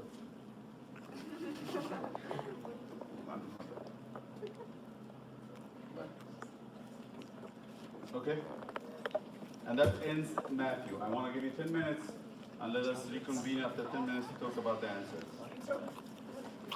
Okay, these are really the meat of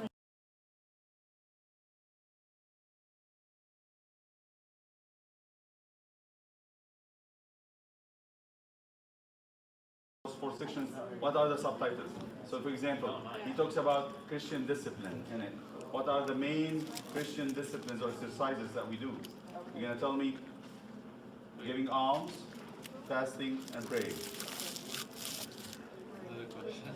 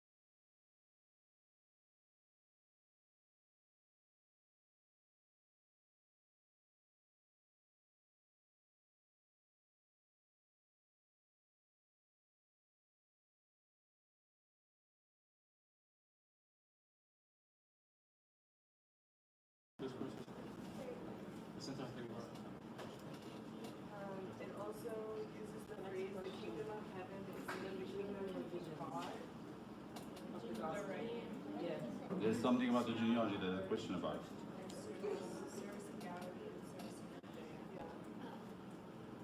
Out of respect for the Jewish organs, I guess that would be I'm definitely not. I mean, I didn't even. Jewish reverence to the name of God. Reverence. Our we are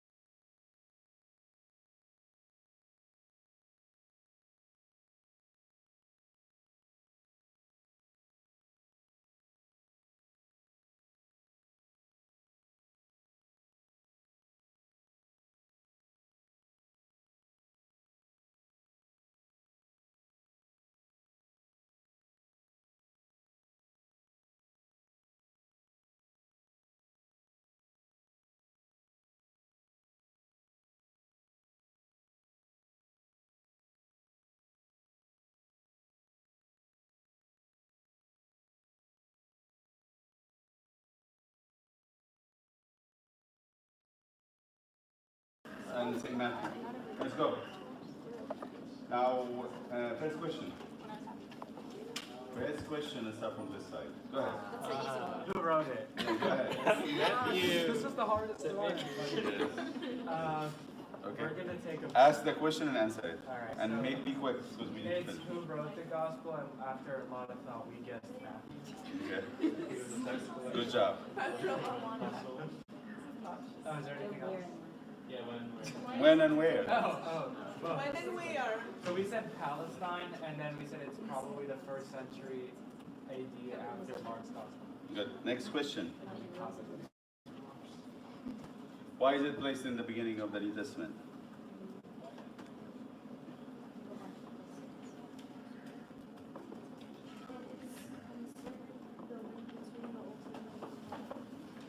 Between it's the link between the old and new. Why?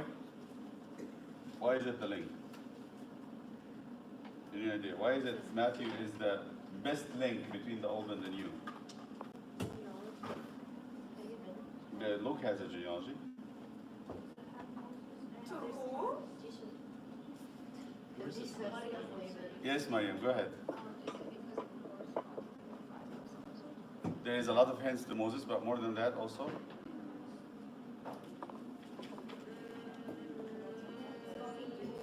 Raise the red, white flag. Oh, the Jews. The Jews. Yes. Jews. Thank you. That's the link. It's written to Jews. So the Jews are the most. Do you want to hear a funny joke? Not after we finish. I will wait for you to say the joke after this. Okay, next. What are the main similarities between Christ in the Gospel of Matthew and Moses in the Torah? Your turn. Are you with me? Hello. Anybody home? Valerie, Okay, answer the question. it contains the Sermon on the Mount, the New Testament constitution that corresponds to the Old Law Uh-huh. that was given on the mountain. Exactly. And there are many accounts of Christ's birth, flight to Egypt, teaching to fulfill the Old Law, which shows Christ was with Moses. And then in Matthew, Christ gives the 5 long discourses, so kind of like the 5 books of the Torah. Excellent. One more thing to add to this, and maybe you should write it. Who, when was born, was supposed to be killed by Pharaoh the king? Oh, Oh, So same as Jesus. And then when he grew up, he would save the people. Exactly. So come back and save. And also that he had to run, to flee from the king, to run. And both of them had to run to Egypt. He would have to be brought up in the king's palace, and Jesus had to run to Egypt to hide from Herod. All right, there's a lot of similarities in St. Matthew, depicting Christ as the new Moses. He goes up the mountain to deliver the Sermon on the Mount, which is the new Torah. Back to the next question. 2 points of genealogy. The 2 points of genealogy, that's an interesting one, because I want you to know this one. Pay attention to it. It's one of the stories that really touched me personally. Yes, go ahead. So in chapter 1, there are 3 sets of 14 generations, and the number 14 is the name of David. And like we discussed earlier, it's saying David, David, David. So it's saying that. Explain how that is a number. David is a name, how it is turned into a number. Oh, Because the Hebrew letters, it means 14. In the Hebrew, they don't have numbers. They have no numerology in the Hebrew. how is The letters are the numbers. Right. So Aleph is the first. Aleph, Bet. Aleph, Bet is the Bet. Aleph is 1. Bet is 2. The alphabet. Alphabet is Hebrew. Yeah, I know. But And we're so trying to figure out how that. when you translate the letters into numbers in order, so it goes 1, 2, 3, 5 to 9, and then 10, 20, 30, 40, and then 100, 200, 30, 300, etc. So when you translate the letters into numbers and you add them together, David becomes 14. So when Matthew insists that the David is repeated, actually when he insists there are 14 generations from Abraham to David, and from David to Zerubbabel, and from Zerubbabel to Christ, there are 3 sets of names. He's saying the name David is repeated in the genealogy of Christ 3 times, meaning that he is the fulfillment of the Davidic. He's the true David. Sometimes in the prophets they speak, and I will give the kingdom to my servant David after David died. So what is the prophet, especially Isaiah, speaks about? There is a new David that's coming that will be pleasing to God, and he will take the rule of the kingdom forever. So that is what Matthew is trying to say. What else on the tradition that actually that makes a very, very strong point? He mentions 5 women by name. One of them is not mentioned by name, but there's 5 women in that genealogy. Yeah, Tamar, Rahab, Ruth, the wife of Uriah, and St. Mary exactly. The 4 first women, were scandalous. very scandalous. Wait, Ruth was scandalous? It is, she's coming from the country that the Israelites would look down on, the Moabites. Oh, okay. The Moabites Like were she herself was. no, but the Moabites are the people who tricked the people of God to sin. They were actually worshiping Baal by sexual stuff. So she comes from a very bad background, and she was incorporated into the people of God because of her faith. Tamar slept with her father-in-law to have a child. Rahab was a harlot. The wife of Uriah, he's mentioning it not by her name, Bathsheba, he's mentioning it by her husband who was killed, that David killed to take her. So these 4 women are famous for their very, very scandalous stories. What is the point? Because the Jews at the time of the gospel were calling back the apostles and saying to them, "You are following the son of," and they called Jesus blasphemous names, because they thought St. Mary brought Jesus to life by out of wedlock. So he's saying to them, before you talk about St. Mary, let's see what your ancestors' history is like. And in fact, he's going to say St. Mary was giving birth to Christ before St. Joseph even touched her. Okay? Right. Next. So these are the 2 points. Now let's go to the next question. The major divisions of the Yes. gospel. Go ahead. Who's doing this table, please? Yes. Go ahead. The 4 major division. I want you to know this by heart. This is to be known by heart. Remember, I'm going to say it so you can actually, we're going to hear it and we're going to say it again until you remember them. Yes. The genealogy. Introduction to Christ's service in Galilee. And the genealogy and birth is chapters 1 and 2. The next section. Introduction to Christ's service in Galilee, mission of John the Baptist, chapter 3. 3. Service in Galilee, chapter 4 to 18. Right? Service in Judea, chapter 19 to 28. Excellent. So you have 4 sections, main sections of the gospel. How many chapters in the Gospel of Matthew? 28. How many in Mark? Bam. 16. 16. How many in Luke? Bam. How many in Luke? The kindergartners in the school says it. 21. I'm not kindergarten, we're not in the school. Half of that, 20. 20 and a half. It's 24. 24. How about in St. John? Twice. 21. Remember. 21. Matthew 28. Mark 16. Luke 24. John 21. How about the book of Acts? But later. The book of Acts 28. So what is the shortest gospel? Mark. Are you with me? The shortest gospel. What is the longest gospel? Matthew. Matthew. What is the second gospel in order of the New Testament? Matthew. Mark. Matthew is the first. Oh, I'm sorry. Okay.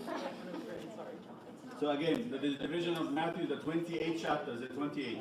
Chapter 1 and 2, genealogy and birth. Chapter 3, baptism and introduction. 4 to 18, Galilean service. 19 to 28, Judea. Remember, 19 starts, and after Jesus has finished these sayings, he left Galilee and went to Judea. This is chapter 19. So you understand that from that time backwards, 1 to 18, it's all in Galilee, except the baptism. But then from 19 to 28 is 19 in the wedding readings of the gospel. You know, we read the wedding readings. After these things, that's how the wedding starts, the gospel of the wedding, the crowning service. After these things, Jesus left Galilee and went to Judea. Then the Pharisees asked him, is it lawful for the man to divorce his wife for any reason? And we start that gospel. Okay? So it's chapter what? 19. Then all the 18 chapters before, from 4 to 18 is all Galilee. 19 to 28 until the resurrection is all in Judea. All right? So now I want you to remember things like this. Discourse on marriage and divorce, it's what chapter I just said it? 19. Listen, so this is, I'm not going to repeat again.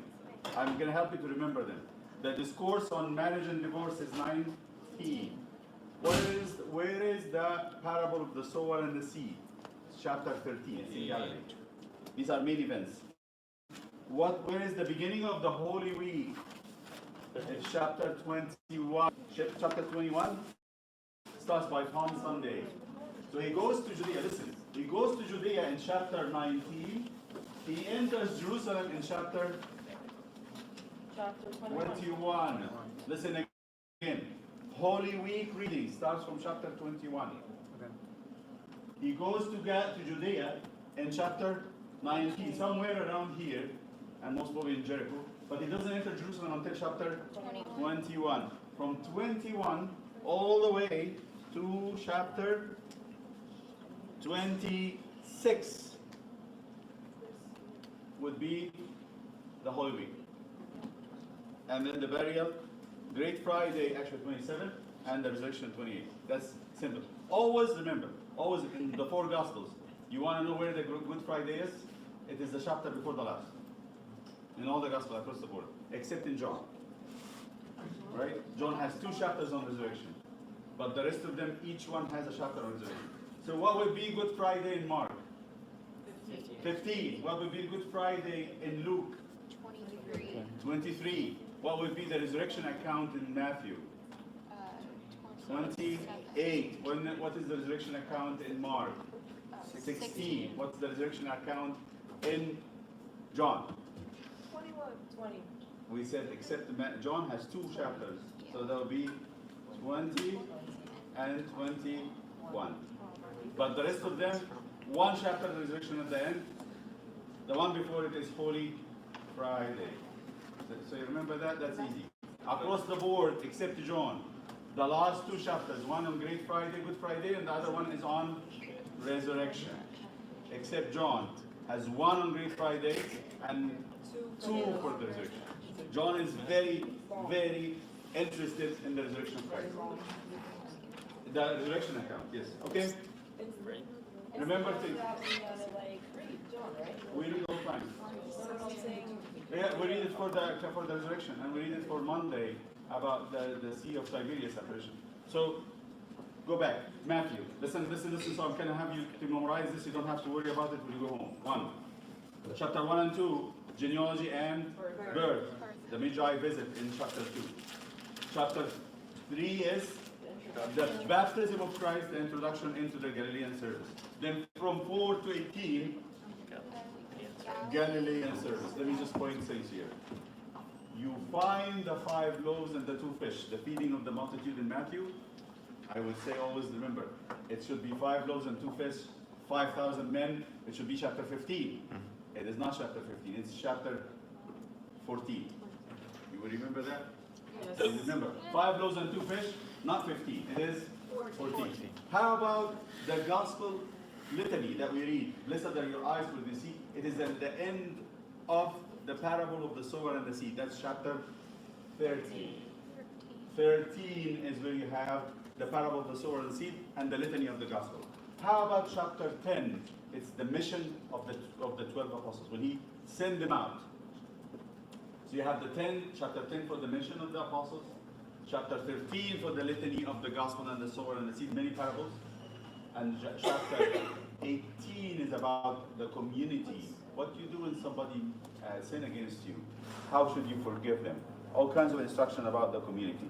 What's the one about the apostles? The Apostles chapter 10, commission, the first commission, when they send them away. When he sends them out. Yes? And then how about where the 5 loaves and the 2 fish is chapter 14. Don't mess it up, it's not 15. 14. And then chapter 19, we said, is the beginning of the service in Judea. Thank you.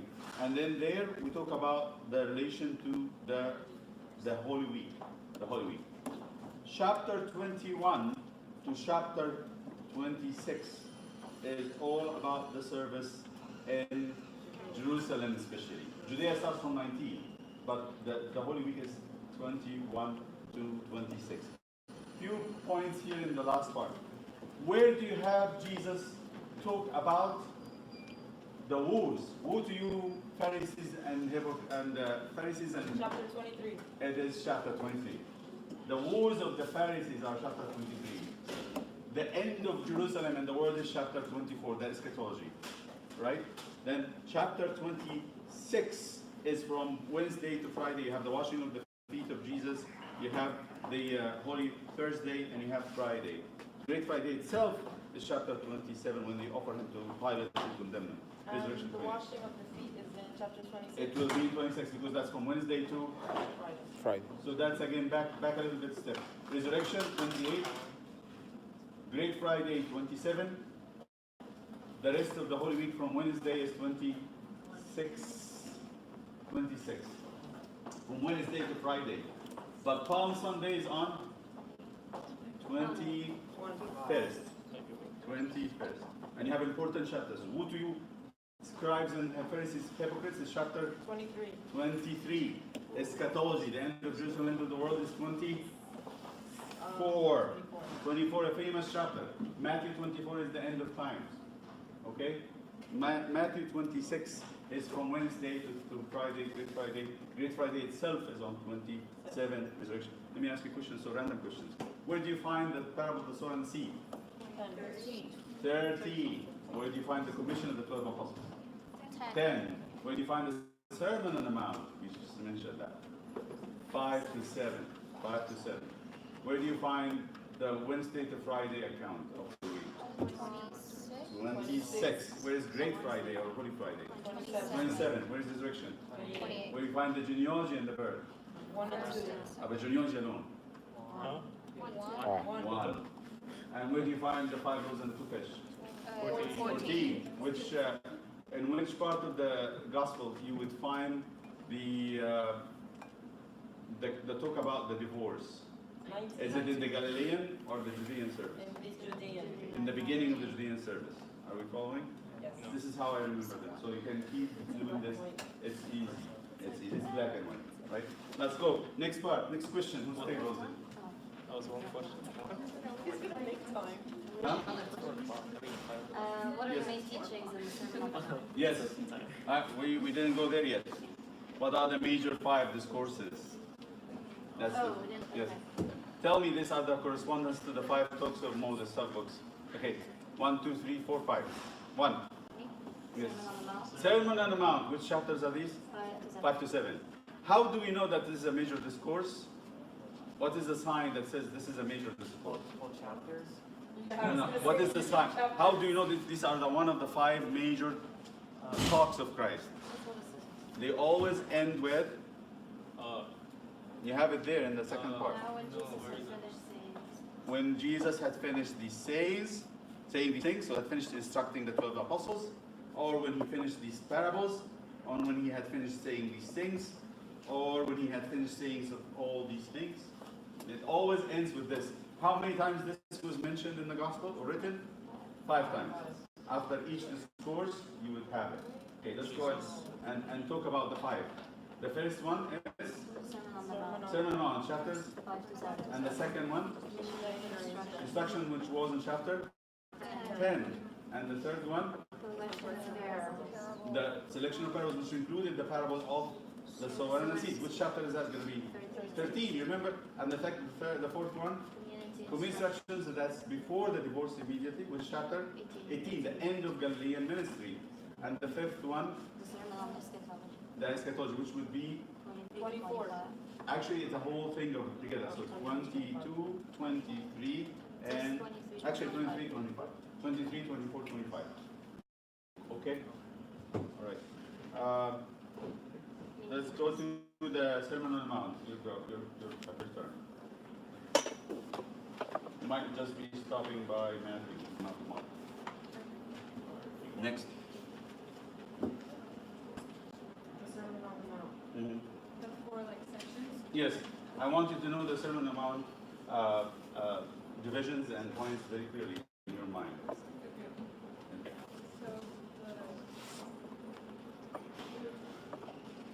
the Beatitudes, the list of the blessed,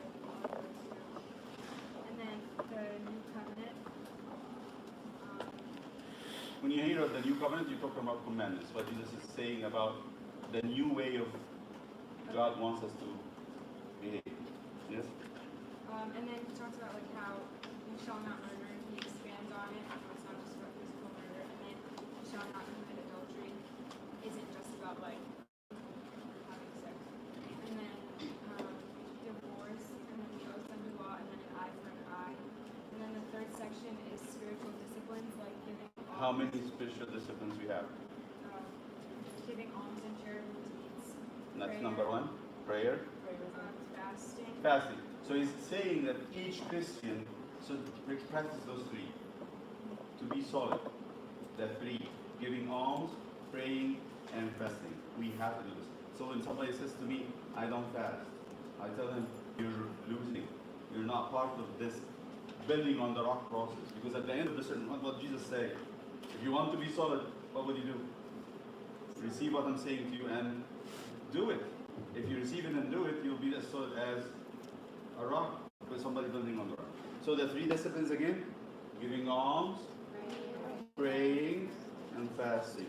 And the fourth section, Exhortations to righteousness, where it talks about like not being hypocritical and not deceitful professions of righteousness. okay. So he's saying at the end, whoever had learned my sayings and did it, is I would tell you he looks like a man building on rock. The temptations and trial will come and they will be steady. But if they listen but they don't do, what happens? They'll be like somebody who is. When he said that, sometimes we know this. The wise man built his house on the rock. You know that song? We know it, but we don't know what it is about. What it means to build your house on the rock. It's actually, what does it mean? And he ends up with this exhortation. Anybody? What does it mean? What does Jesus mean by this? What does it mean? He said it at the end. This is number 4 in the Sermon on the Mount. What is he talking about? How to build our house on the rock? It's actually the whole Sermon on the Mount. It says, if anyone hears my sayings, this saying, which is already finished, and does it. So he's talking about the Sermon on the Mount. To build your house on the rock is to take the Sermon on the Mount and turn it into a life, right? It's going to be hard. He's saying it's not going to be easy. But what it means to be hard is to build on a rock, to dig in the rock and put yourself in. And this is true. People who goes in their life and they are fought and they lose their faith or they lose their relationship with God and they cannot come back, most probably have been building on sand. They're building, but they're building on sand. You can do a lot of work, but they're not doing what Jesus had said. Okay, so we're going to be tested on these, but I want you to read. You're reading, honestly, if you come to me and say, I've done reading at least Matthew now, so we didn't do Mark. Do Matthew until we meet again, and we're going to meet again. So in 2 weeks, we have to finish Matthew. Read it and follow that outline. And let's come back and because it's going to be a lot of work if you don't read Matthew now. It's going to be Matthew, Mark, and Luke, and John, and Acts, and the whole New Testament. You're not going to be able to do it. That's 14 days. How many chapters a night? It's 2 chapters a day. Yeah. Do we have to take notes? Say it again? Okay. Any questions? Okay. Let's say our prayer. In the Father and the Son and the Holy Spirit, our Father who art in heaven, thy kingdom come, and will be done on earth as it is in heaven. Give us this day our daily bread. Forgive us our trespasses as we forgive those who trespass against us. And lead us not into temptation,